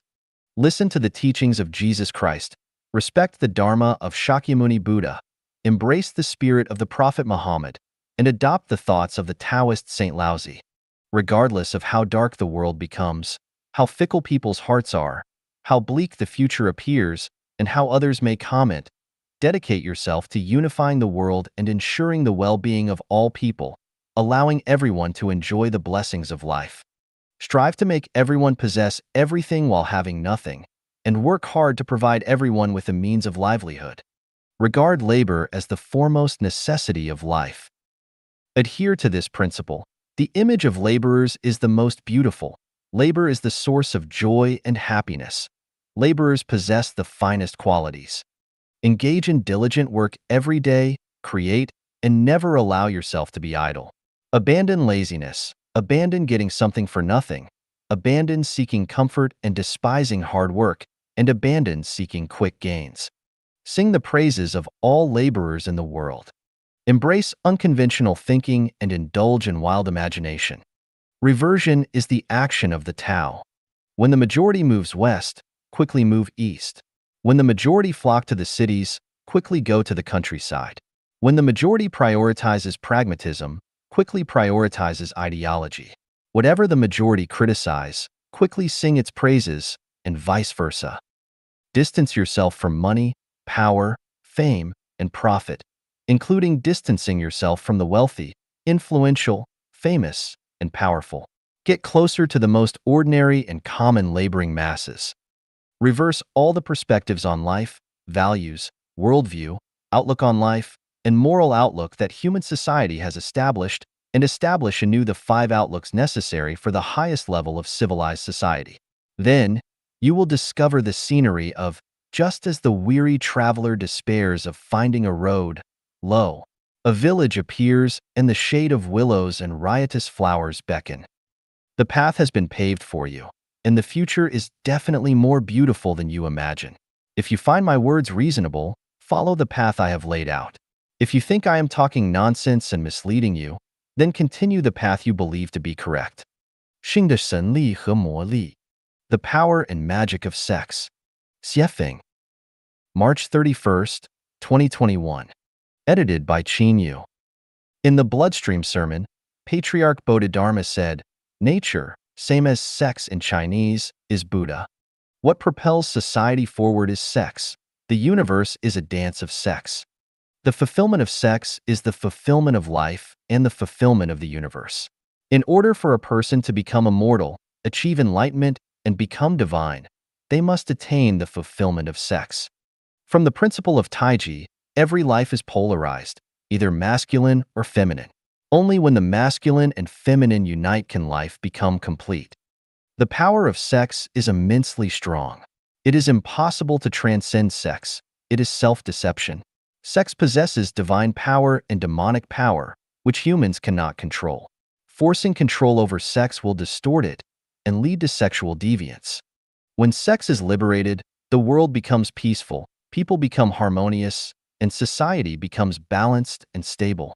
Therefore, sexual freedom is both fundamental and ultimate freedom. Without sexual freedom, there is no personal freedom, no fairness or justice in society, and no possibility for individuals to become immortal, achieve enlightenment, or become divine. Thus, sex should bloom freely like wildflowers in the mountains and flow freely like rivers. Sex is amoral. Therefore, moral standards should not be imposed upon it. The following conclusions are derived from an insightful perspective on sex. They may be shocking, but I hope readers will not reject them based on outdated beliefs and moral standards. To determine their correctness, rational analysis and judgment should be employed. Respecting facts, examining them with a scientific spirit and logical abilities, and avoiding emotional reactions is crucial, as becoming emotional renders one unable to reason. The conclusion is as follows.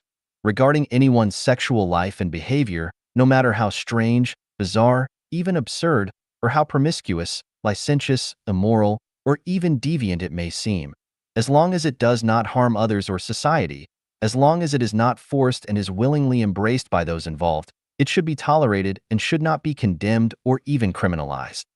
For example, sexual intercourse between humans and animals, between a father and daughter, mother and son, grandparents and grandchildren, son-in-law and mother-in-law, and so on. For example, the fickleness of women and their involvement in multiple sexual relationships, the promiscuity of men and their involvement in multiple sexual relationships, and instances of infidelity within marriages, and so on. The myriad of unconventional sexual activities and patterns should be understood. Human society does not need to astonish or insult these individuals, nor should it hold them hostage to morality. I solemnly declare that I do not endorse the aforementioned sexual behaviors, but I can understand them. Those who have a full stomach have no idea how it feels to be hungry. The wealthy cannot truly experience the hardships and helplessness of the poor. Those with a full stomach cannot set standards for those who are hungry, and the wealthy cannot dictate norms for the poor. This is similar to how lions and tigers cannot establish behavioral guidelines for zebras and gazelles, and wolves cannot set boundaries for sheep. When the powerful drive of sex erupts, the best approach is to satisfy sexual desires. When satisfaction cannot be achieved, people will seek various ways to fulfill their intense sexual cravings. People do not desire to engage in sexual intercourse with animals. However, if conditions for sexual intimacy with humans are not present, they may resort to releasing sexual energy through intercourse with animals. If even that condition is unavailable, individuals may engage in sexual relations with their own daughters, sons, grandsons, granddaughters, uncles, aunts, mothers-in-law, nephews, nieces, and so on. As for infidelity or sexual relationships between masters and disciples, teachers and students, these are already considered quite normal phenomena. In the world of women, sex workers are a group of extraordinary women because they provide countless men with sexual fusion and satisfaction. They are considered great because they adhere to the principle that the higher the degree of shared experience, the greater the value. Therefore, it can be logically deduced that women who engage in sexual relationships with more men and men who engage in sexual relationships with more women should be affirmed and should not be subjected to condemnation or persecution. Human beings should prioritize reality. Once individuals reach maturity, they enter a stage of sexual needs. Maximizing the acquisition of sexual energy not only leads to happy and fulfilling lives for each person, but also promotes a harmonious and stable society that progresses towards civilization. The prerequisite for human civilization is sexual freedom. Without sexual freedom, human civilization cannot be achieved. Sex is a form of energy and a resource that is inexhaustible. However, when individuals monopolize sexual resources, the resource becomes particularly scarce. Once it becomes scarce, it is inevitable that animal mating and incestuous behavior cannot be eradicated, and the trading of sex cannot be avoided, which leads to troubles, anxieties, pains, and even crimes. Of course, the more sexual partners one has and the higher the frequency, the higher the risk of contracting sexually transmitted diseases, including HIV/AIDS.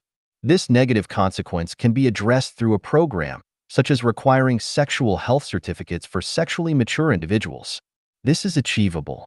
However, it is not appropriate to abstain from sexual activities solely because there is a risk of contracting sexually transmitted diseases, just as one does not stop eating because eating can cause various illnesses. Life is like a dream. All space directions are void.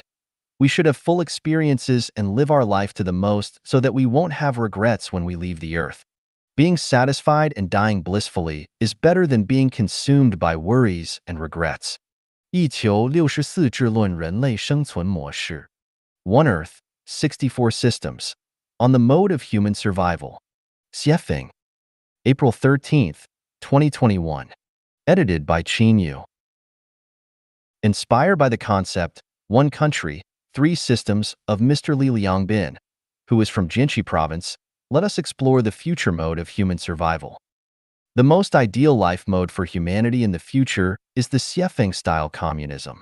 However, before that, we can implement the One Earth, 64 Systems as a transitional mode. The so-called One Earth, 64 Systems implies that there can exist 64 different life modes on Earth. Let's examine the following scenario. In a circle, there are cows, horses, donkeys, sheep, pigs, dogs, chickens, ducks, and geese. Due to their different habits, food preferences, and physical characteristics, conflicts, arguments, and fights often arise between them. Chickens, ducks, and geese often complain that sheep, pigs, and dogs trampled on their eggs. Sheep, pigs, and dogs frequently lament that cows, horses, and donkeys snatch their food. Cows, horses, and donkeys often grumble about chickens, ducks, and geese defecating in their feeding troughs. All the animals blame each other for excessive flatulence, making it unbearable for anyone. As a result, no one is leading a good life, and it becomes impossible to live under such circumstances. To solve the above problems, moral education is futile and ineffective. The best approach is to separate them and provide each animal with its own enclosed space, corresponding to their species. This way, we can avoid mutual complaints and torment. The human species has some similarities to the livestock mentioned above. Some people prefer the capitalist way of life, while others prefer the primitive tribal lifestyle, socialism, communism, anarchism, democracy, dictatorship, rice, noodles, meat-based diets, vegetarian diets, monogamy, polygamy, or polyandry. The list goes on. When individuals with diverse preferences are forced into the same mode, conflicts, arguments, and even physical fights are unavoidable. The way to eliminate contradictions and conflicts among individuals is to allow them to live in their respective spheres, where they can find peace and happiness. Therefore, my idea is the One Earth, 64 Systems approach. For example, all white people could gather in Europe, black people in Africa, and yellow people in Asia. This would eliminate racial discrimination. Those who prefer the capitalist system could come together to engage in capitalism, while those who prefer the socialist system could come together to practice socialism, and those who prefer the communist system could come together to pursue communism. Similarly, Those who embrace Christianity could gather in one place, those who follow Islam could gather in another place, and those who practice Buddhism could gather in yet another place, and so on. Likewise, those who enjoy noodles could eat noodles, those who prefer rice could eat rice, those who enjoy meat-based diets could come together, and those who prefer vegetarian diets could gather as well. Those who prefer monogamy could form their own society, those who prefer polygamy or polyandry could form their own society, and those who advocate for a society without marriage could form their own community for shared relationships. In this way, just like providing separate spaces for cows, horses, donkeys, sheep, pigs, dogs, chickens, ducks, and geese, humans no longer need to argue and fight with each other due to differences in personality, interests, and so on. Why 64 systems? Because human survival requires 64 elements, and none can be omitted. Do you see it? Cows, horses, donkeys, sheep, pigs, dogs, chickens, ducks, and geese are arguing together without any value or meaning, and their arguments will never end. Arguments between humans are also without value or meaning. The best solution is to live our own lives according to our own preferences. Can the above ideals be realized? Certainly not, because those in power won't allow it. Therefore, this proposal is only meant to bring some amusement to everyone when they have enough to eat and drink and have nothing else to do. 把每件小事做完美，你就是非凡之人. Completing every little thing perfectly makes you extraordinary. Xiefeng. April 23, 2021. Edited by Chanyuan.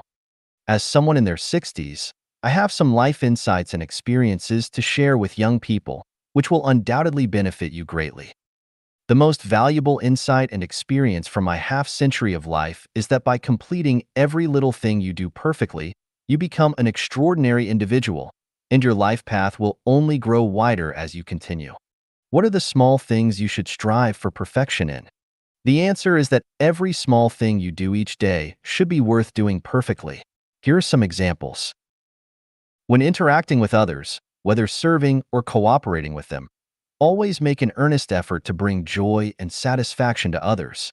This is especially true when dealing with your superiors, elders, or those who excel in their careers. Let them know that you respect them and are willing to serve them. When performing tasks, never have even the slightest hint of complaints or half-heartedness. When collaborating with others, be willing to give more and enjoy less, making the experience comfortable and valuable for the other person. When interacting with your blood relatives, such as parents, children, siblings, and other relatives, or with your spouse, in-laws, and their relatives, do not focus on personal interests. Instead, give your utmost effort to do things well to the best of your ability. Never expect rewards. Simply express your best qualities and make everyone feel secure and comfortable when they are with you. Most young people will work for private employers or become government employees as civil servants. Regardless of the character of your boss or immediate superiors, regardless of your salary and other benefits, and regardless of whether the working environment satisfies you or not, you should strive to perform the tasks you are engaged in to the highest possible level. Never think that you are working for your boss or the country, or that your efforts are not worth it. Either quit and leave, or put your heart and soul into doing the job well. Whether in interpersonal relationships or in your work, always remember that there are one or several pairs of eyes constantly watching you. Even when you are alone, there are eyes watching. This is the secret I discovered after becoming a guide in life at Chanyuan. Moreover, be aware that the people watching you are not those of lower or equal level to you. They are always more advanced and outstanding than you. They are the ones who determine whether your future will be smooth. If you fail to do small things well, your path will become narrower as you go. But if you excel in every little thing, your path will widen as you move forward. Every word spoken and every action taken by a person is recorded in the detention information space. Even if tens of thousands of years pass or the Earth disappears, everything recorded in the detention information space will not disappear. Once a word is uttered or an action is taken, it is impossible to change it. Nowadays, the online world and platforms like WeChat provide a vast space for us to showcase our talents. However, we must be vigilant because every word we speak in the online world or in WeChat groups, etc., will influence our future. Every word and every action pave the way for our future. Speaking perfectly and doing every little thing perfectly paves the way to heaven, while speaking and acting in an ugly way paves the way to hell. As I said before, what information you input into the world determines what results the world will give you. Therefore, be cautious with every word you speak and put your heart and soul into completing every little thing perfectly. Every word we speak and every action we take fully reflects our inner world and life qualities. It is important to be aware that sometimes a single word we speak or a small thing we do can change the trajectory of someone's life. All the words we say and the things we do collectively shape the trajectory of our lives. Extraordinary lives are those who complete every little thing perfectly. 不幸是生命旅途上转折的起点. Misfortune is the starting point of turning points on the journey of life. Xiefeng, January 9th, 2022. Edited by Chanyuan. As a guide in Life at Chanyuan, I understand that Life at Chanyuan members who follow the guide to climb the peak of life know that whether it's the articles I write or myself, everything is presented truthfully and transparently to the public. I have nothing to hide or conceal. I am transparent. I am real. There is no hypocrisy, no artificiality, no pretense, no schemes, no tactics. What I say may not be completely correct, and what I do may not be flawless, but what I say and do is a genuine expression of my true self. I speak out about the insights, experiences, and viewpoints I have gained on my journey of life, hoping that they may have some value as references. I experienced the years of hunger in 1958 and 1960 and almost starved to death. That was misfortune.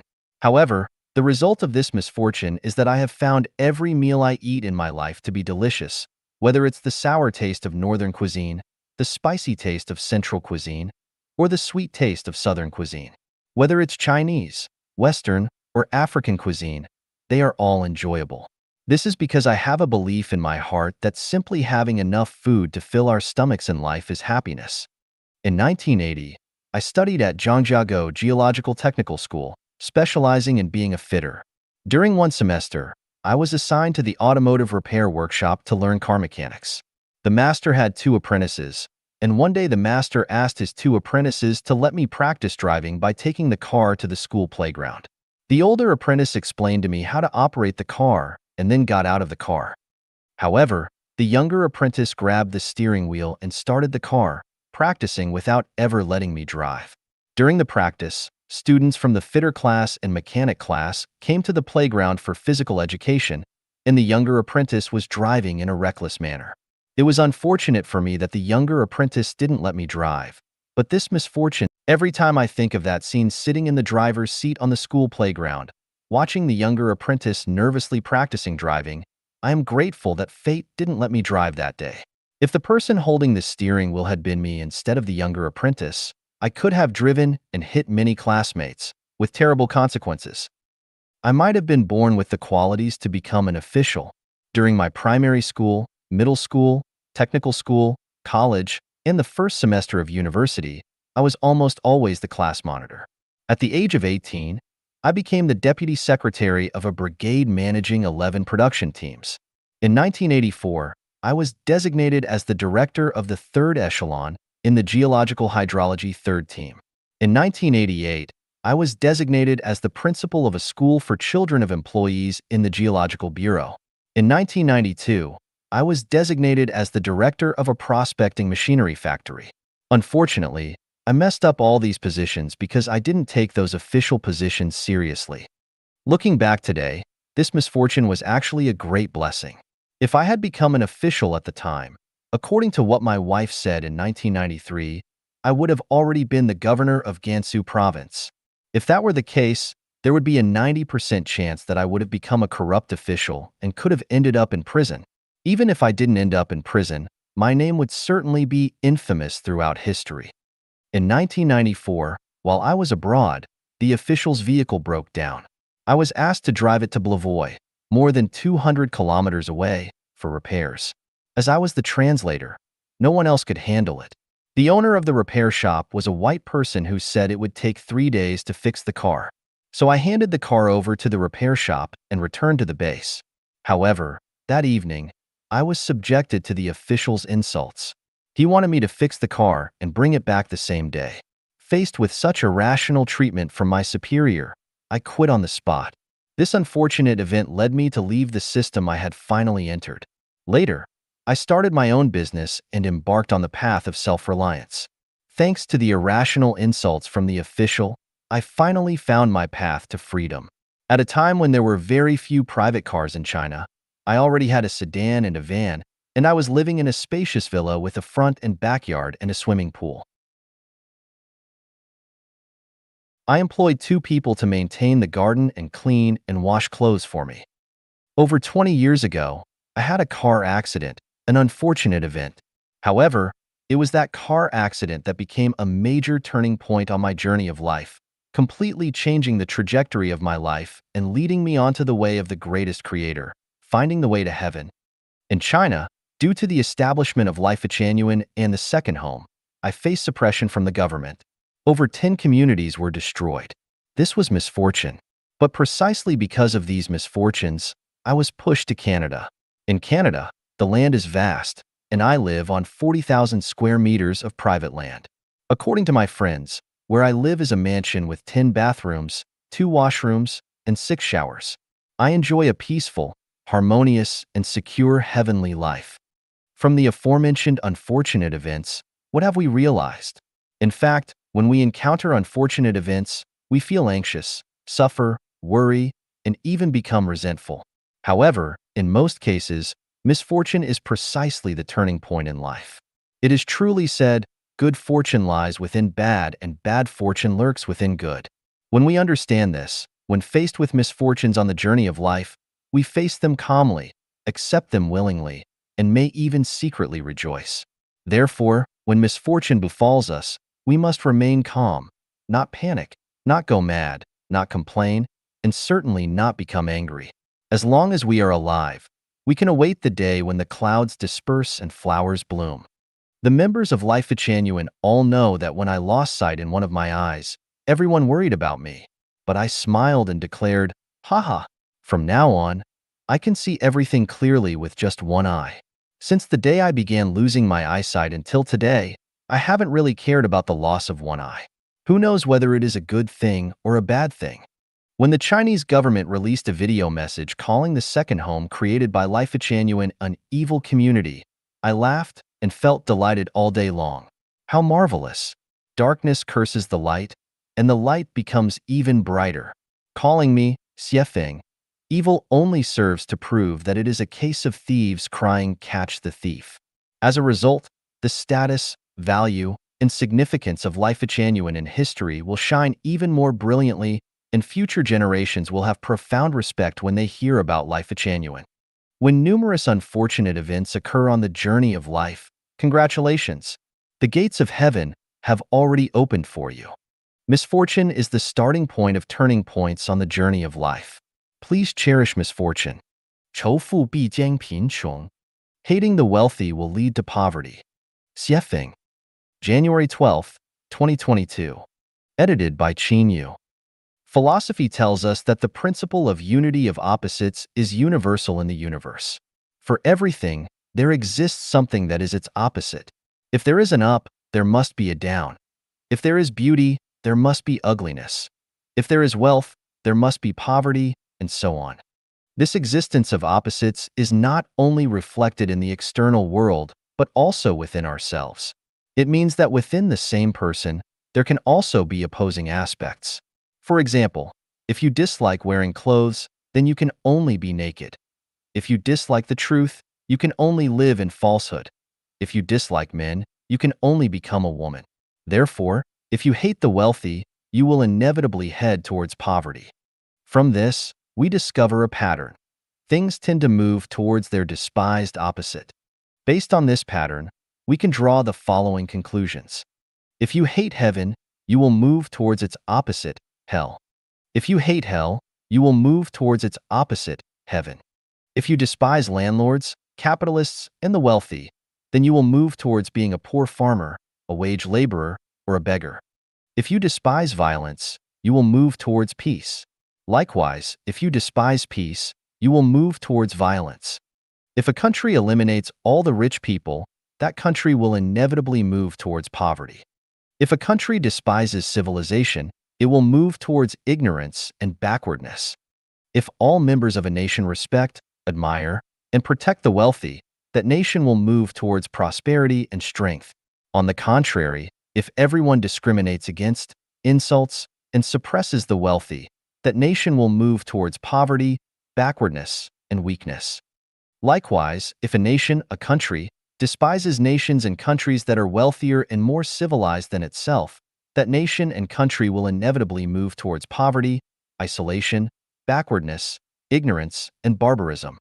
From this, we can draw another conclusion. You will move towards what you like. If you like cleanliness and tidiness, you will get rid of filth and messiness. If you like wealth, you will overcome poverty. If you like saints, you will transcend being a laity or mortal. If you like freedom, you will break free from the shackles of slavery. If you like heaven, you will escape the engulfment of hell. Our reality is created by our consciousness. A consciousness of poverty can only create a reality of poverty, and only a consciousness of wealth can create a life of abundance. Just look at Israel and Japan, and then look at Zimbabwe and Venezuela. The logic is evident. Do you want to live in heaven? If so, you must first have the consciousness of heaven. How can you have the consciousness of heaven? Take a look at my descriptions of the 1,000-year world, 10,000-year world, and the Elysium Celestial Islands continent. With those descriptions, you can have the consciousness of heaven. If you don't believe in my description of heaven, then look at the production and living scenes in the real second home on earth. They can also nurture the consciousness of heaven. Without the consciousness of heaven, no matter how much you practice or strive, you will never reach heaven. In conclusion, hating the wealthy will lead to poverty. Consciousness determines one's present situation and future. 如何走出痛苦? How to break free from suffering. Xiefeng. January 15th, 2022. Edited by Chanyuan. Feeling uncomfortable, depressed, troubled, anxious, worried, fearful, disappointed, and hopeless are forms of suffering. Suffering originates from three aspects: physical, mental, and spiritual. Physical pain can be endured and healed, and spiritual pain can be eliminated by establishing faith in the greatest creator. However, suffering arising from the mind is difficult to overcome and dissolve. Mental suffering stems from a lack of freedom, whether it be physical, mental, financial, or in one's actions. Any form of restriction on freedom can lead to mental anguish. Therefore, the core root of mental suffering lies in the inability to experience freedom. To break free from mental suffering, the first step is to identify the root causes that lead to such suffering and eliminate them, thereby allowing mental suffering to disappear. How can we find these causes? Start from the closest and move towards the farthest. Because the closer something is, the more likely it is to cause suffering, while the farther away it is, the easier it is to bear the resulting pain. Starting from the closest, the people who have a close relationship with oneself are likely to be the source of mental suffering. Spouse, parents, children, siblings, relatives, neighbors, colleagues, friends, superiors, subordinates, teachers, masters, partners, fellow practitioners, etc. Moving towards the farthest, factors that cause mental suffering mainly come from thieves, bullies, hooligans, gangs, families, tribes, extremist groups and organizations, nations, states, governments, political parties, and religions, etc.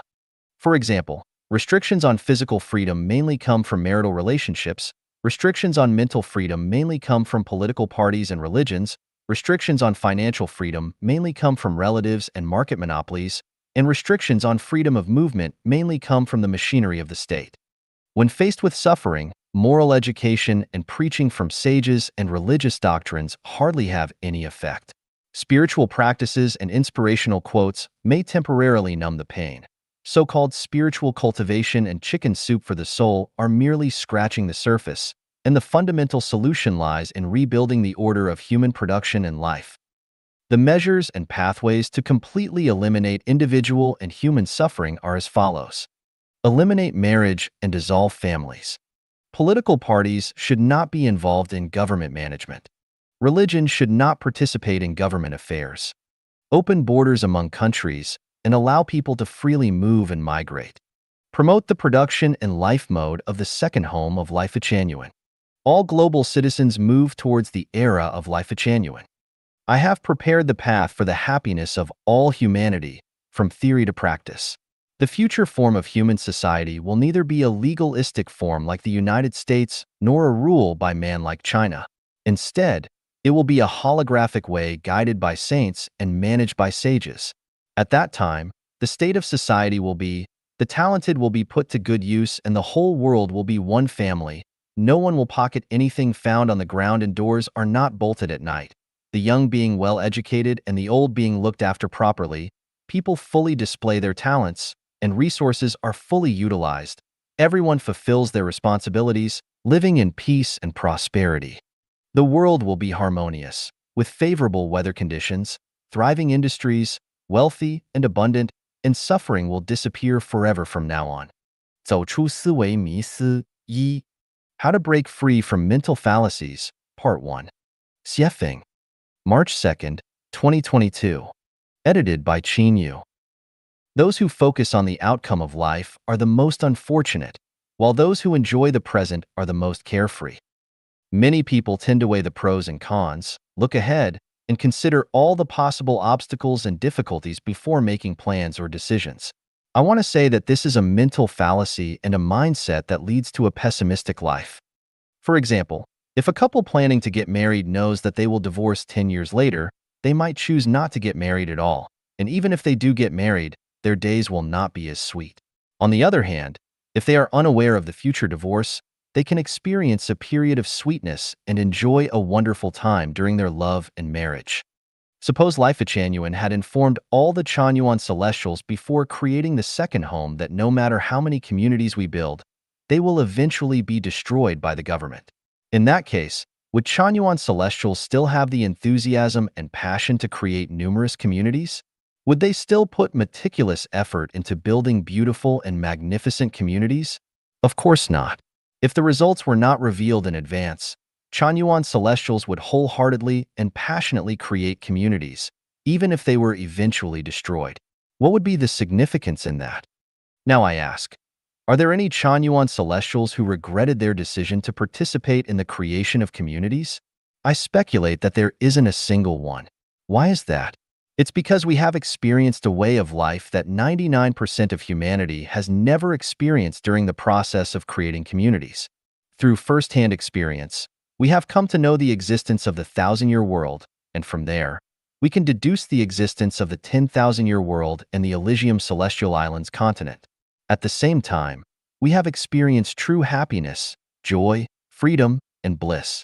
As a result, our vision has expanded, our mindset has grown, our state of being has elevated, and our understanding of the current state of human society has deepened. Most importantly, our consciousness has transformed from human consciousness to celestial consciousness.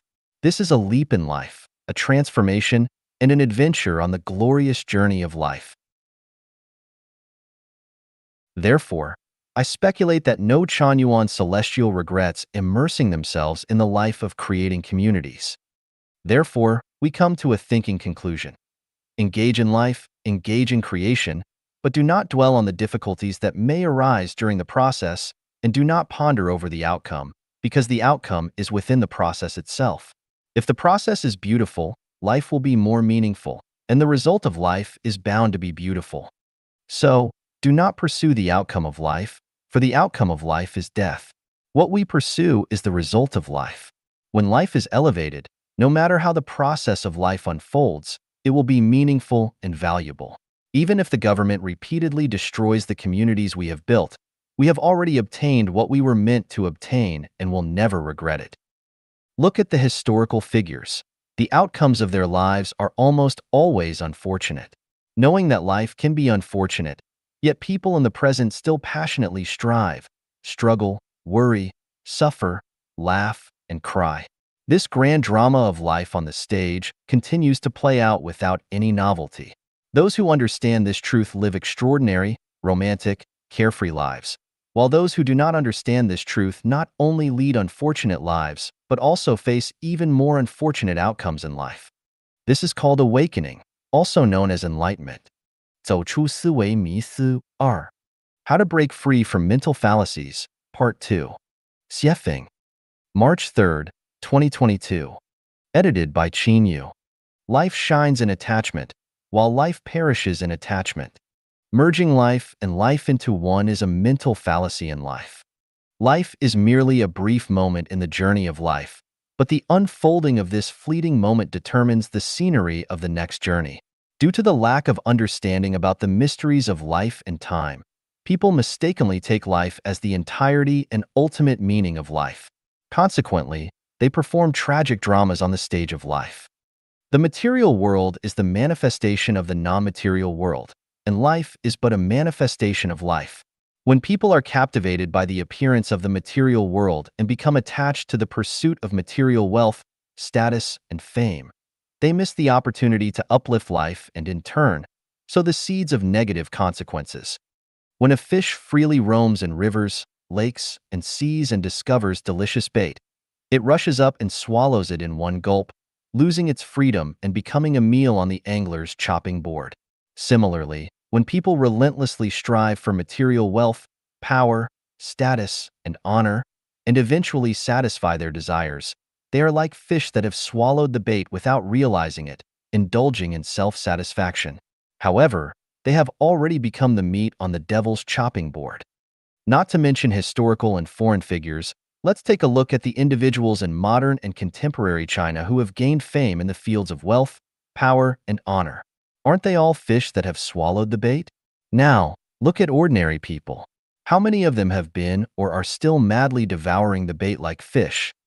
To make one's life brilliant, one must be attached. Attached to making money, gaining power, achieving status, acquiring fame. One can also be attached to one's marriage and family, nation and country, political parties and religions, ideologies, truths, and ideals. As long as there is attachment, life can move towards brilliance. However, when one is attached to something or a certain belief, the flower of life withers, heading towards exhaustion and decline. Consider a couple deeply in love. When they cannot bear to be apart, feeling like the world would collapse without each other, and believing that life has no meaning without their partner. He wants only to marry her, and she wants only to marry him. This is called attachment. This kind of attachment brings about a deeply romantic and sweet period in their lives, reaching the pinnacle of a passionate love affair. However, as time passes and the erosion of daily life begins, they gradually realize that their attachment has become a binding rope. The longer this feeling persists, the stronger it becomes. Because of excessive attachment, they neglect all the other scenery along the way. By the time they grow old, they realize that they have missed countless opportunities to appreciate breathtaking scenery. Beneath their smiling faces lies a sense of helplessness and endless lamentation. An old man descending from a mountain tells young people who are excitedly climbing up, "There is nothing worth seeing at the mountaintop. The view is even better down below." Of course, the young people do not believe him and think, "This old man just doesn't know how to appreciate the scenery." So, they keep climbing, eventually reaching the mountaintop, but also growing old. And what do they find? The old man was right all along. There really isn't anything worth seeing at the mountaintop. Consequently, one by one, these people who were once young and climbed mountains start descending. As they see the younger generation climbing with excitement, they tell them, "There is nothing worth seeing at the mountaintop. The view is even better down below." However, how could the young people believe the words of the old folks? Thus, this story of climbing the mountain continues to unfold from the distant past to the present and will continue into the distant future. In the end, we will discover that especially serious people will die due to their seriousness, and especially attached individuals will die due to their attachments. Nutritionists will die due to nutrition. Excessively clean people will die due to cleanliness. Those desperately seeking longevity will die prematurely in pursuit of longevity. Those who aspire for political power will die due to political power. Those pursuing wealth will die due to wealth. And those scheming to attain power will die due to power. The list goes on. So, where is the best path in life? Take things as they are, associate with others by following naturally come-and-go relations, act in accordance with one's intrinsic nature, and take advantage of opportunities as they arise. Let go of attachment. This is the best path in life, and it also aligns with the path of the sublimation of life. 走出思维迷思3. Breaking Free from Mental Fallacies, Part 3. Xiefeng. March 4th, 2022. Edited by Chanyuan. Life is enriched through possession, while life withers through possession. When people travel by train, they buy a ticket, enter the station, board the train, travel for a distance, disembark, and exit the station. Simple and effortless. Rarely does a passenger want to buy and possess the train they are traveling on, nor do they wish to stay on the train indefinitely. Why don't passengers want to buy and possess the train? Because it is unnecessary, and ownership would become a burden. Likewise, people do not desire to possess commercial airplanes or large cruise ships because they are merely using them for one journey. Perhaps they will only use them once in a lifetime. So why invest time, energy, and money to own them? However, the fallacy lies in the fact that despite knowing we are merely traveling through this earthly realm for a short period, where everything on earth is not worth possessing, and even if possessed, it will eventually have to be relinquished, why have humans tirelessly racked their brains over what to possess? Why are they even willing to pay the price of their own and others' lives to possess illusory dreams along their journeys? Let's assume we have 1 million in cash. Is it better to use that 1 million to buy a house, or to temporarily rent someone else's house and use the remaining money for other purposes? For example, renting a house for 1 year with a rental payment of 20,000 yuan. Renting for 50 years would amount to 1 million yuan. From the perspective of life, buying seems better, providing a sense of security and becoming capital to flaunt to others. However, from the perspective of life's meaning, renting is, of course, better because by paying 20,000 yuan annually, one would still have plenty of money left to invest in other fields. This investment may generate more wealth, not only enough to pay the annual rent of 20,000 yuan, but also leave a surplus. In other words, after 50 years, one would still have 1 million yuan in hand, while buying the house outright would leave one penniless. Some may argue that buying a house preserves its value, while money in hand may depreciate due to inflation.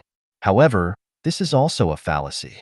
Houses depreciate every year and may even collapse, while money in hand has the possibility of both depreciating and appreciating.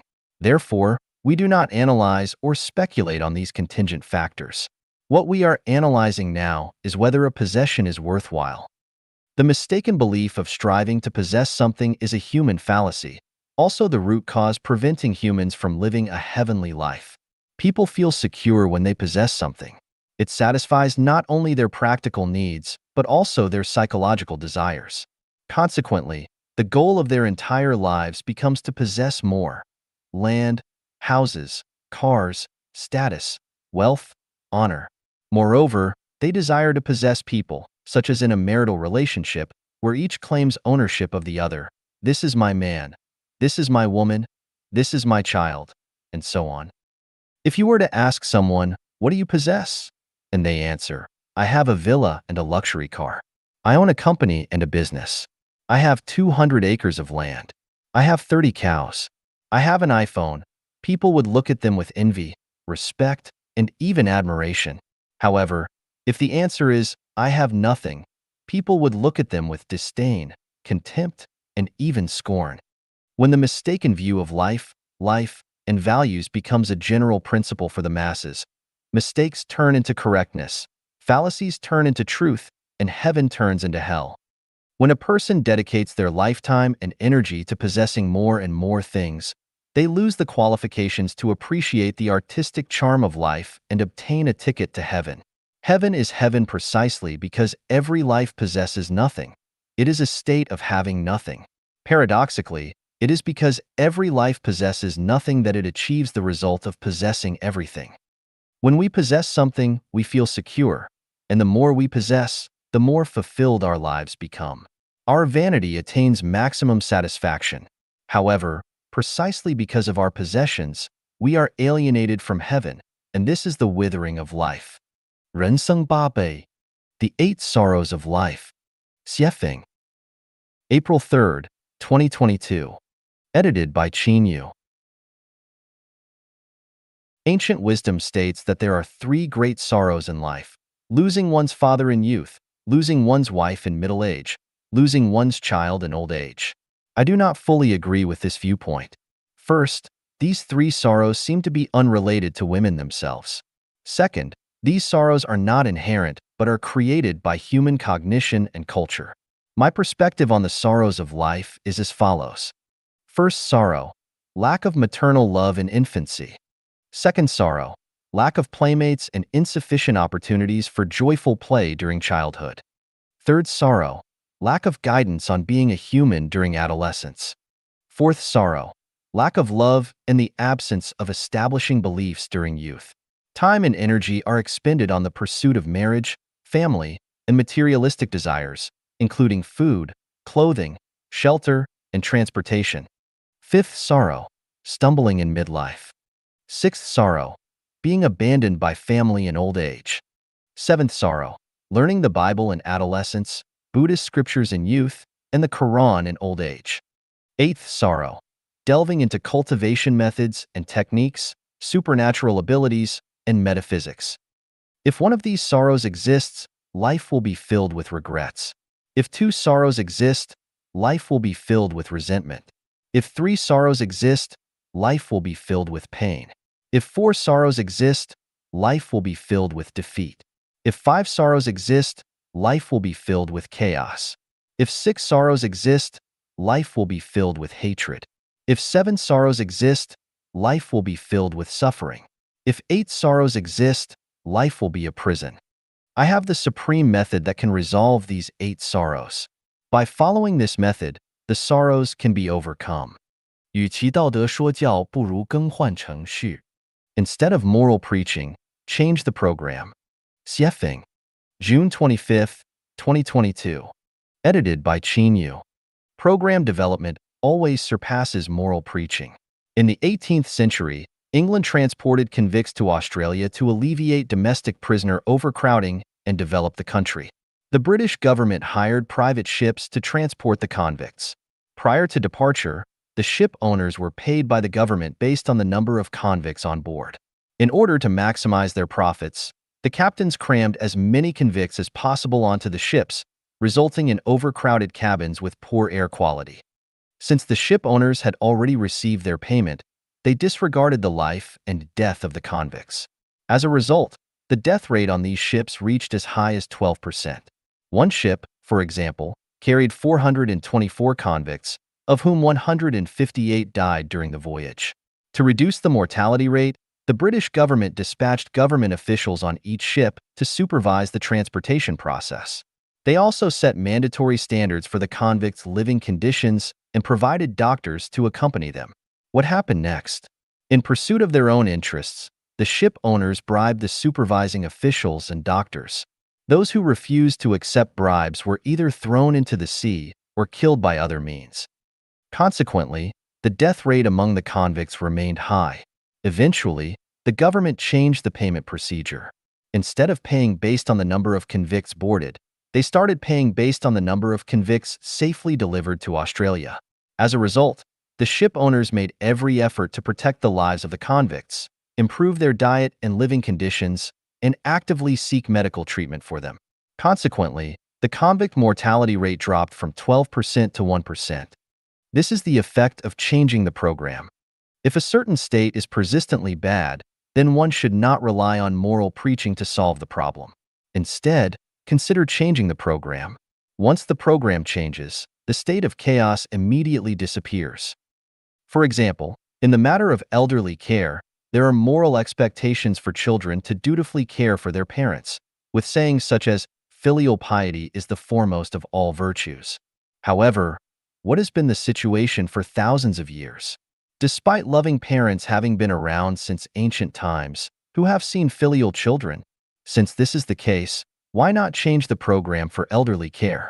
Options such as using real estate for retirement, group retirement, hotel retirement, nursing home retirement, retirement pension, and so on still fail to alleviate the suffering of elderly people, especially those without financial means. In fact, elderly care is easily to be solved. Regardless of whether the elderly have money or children, they can all live their later years happily in the second home life mode program created by Life at Chanyuan.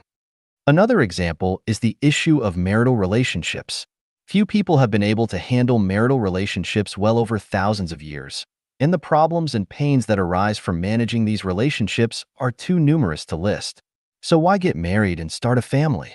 Does not getting married and starting a family mean one cannot live a good life? The second home mode of Life at Chanyuan effortlessly resolves this problem.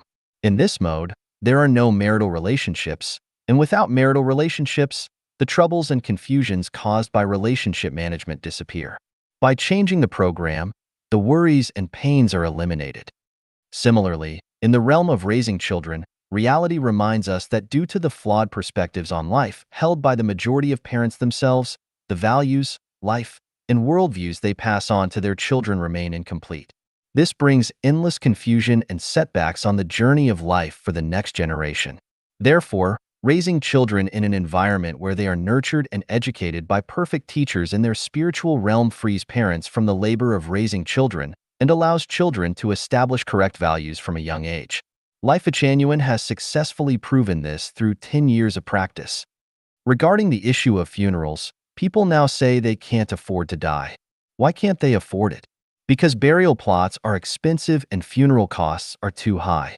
The easy solution to this problem is the Life at Chanyuan funeral system, created by the Life at Chanyuan community. This funeral system not only makes death affordable, but also allows people to depart gracefully and elegantly. As for wars between nations, for thousands of years, wars between countries have brought great harm to the people. Does humanity really lack the knowledge and wisdom to solve this problem? Not at all. Global unification and the disappearance of nations, allowing people to freely move around the world, create a sense of interconnectedness. Who would fight whom? With the massive military expenses gone, no more soldiers, and destruction eliminated, wouldn't that be wonderful? This is merely a matter of changing the program. What problem in human existence cannot be solved?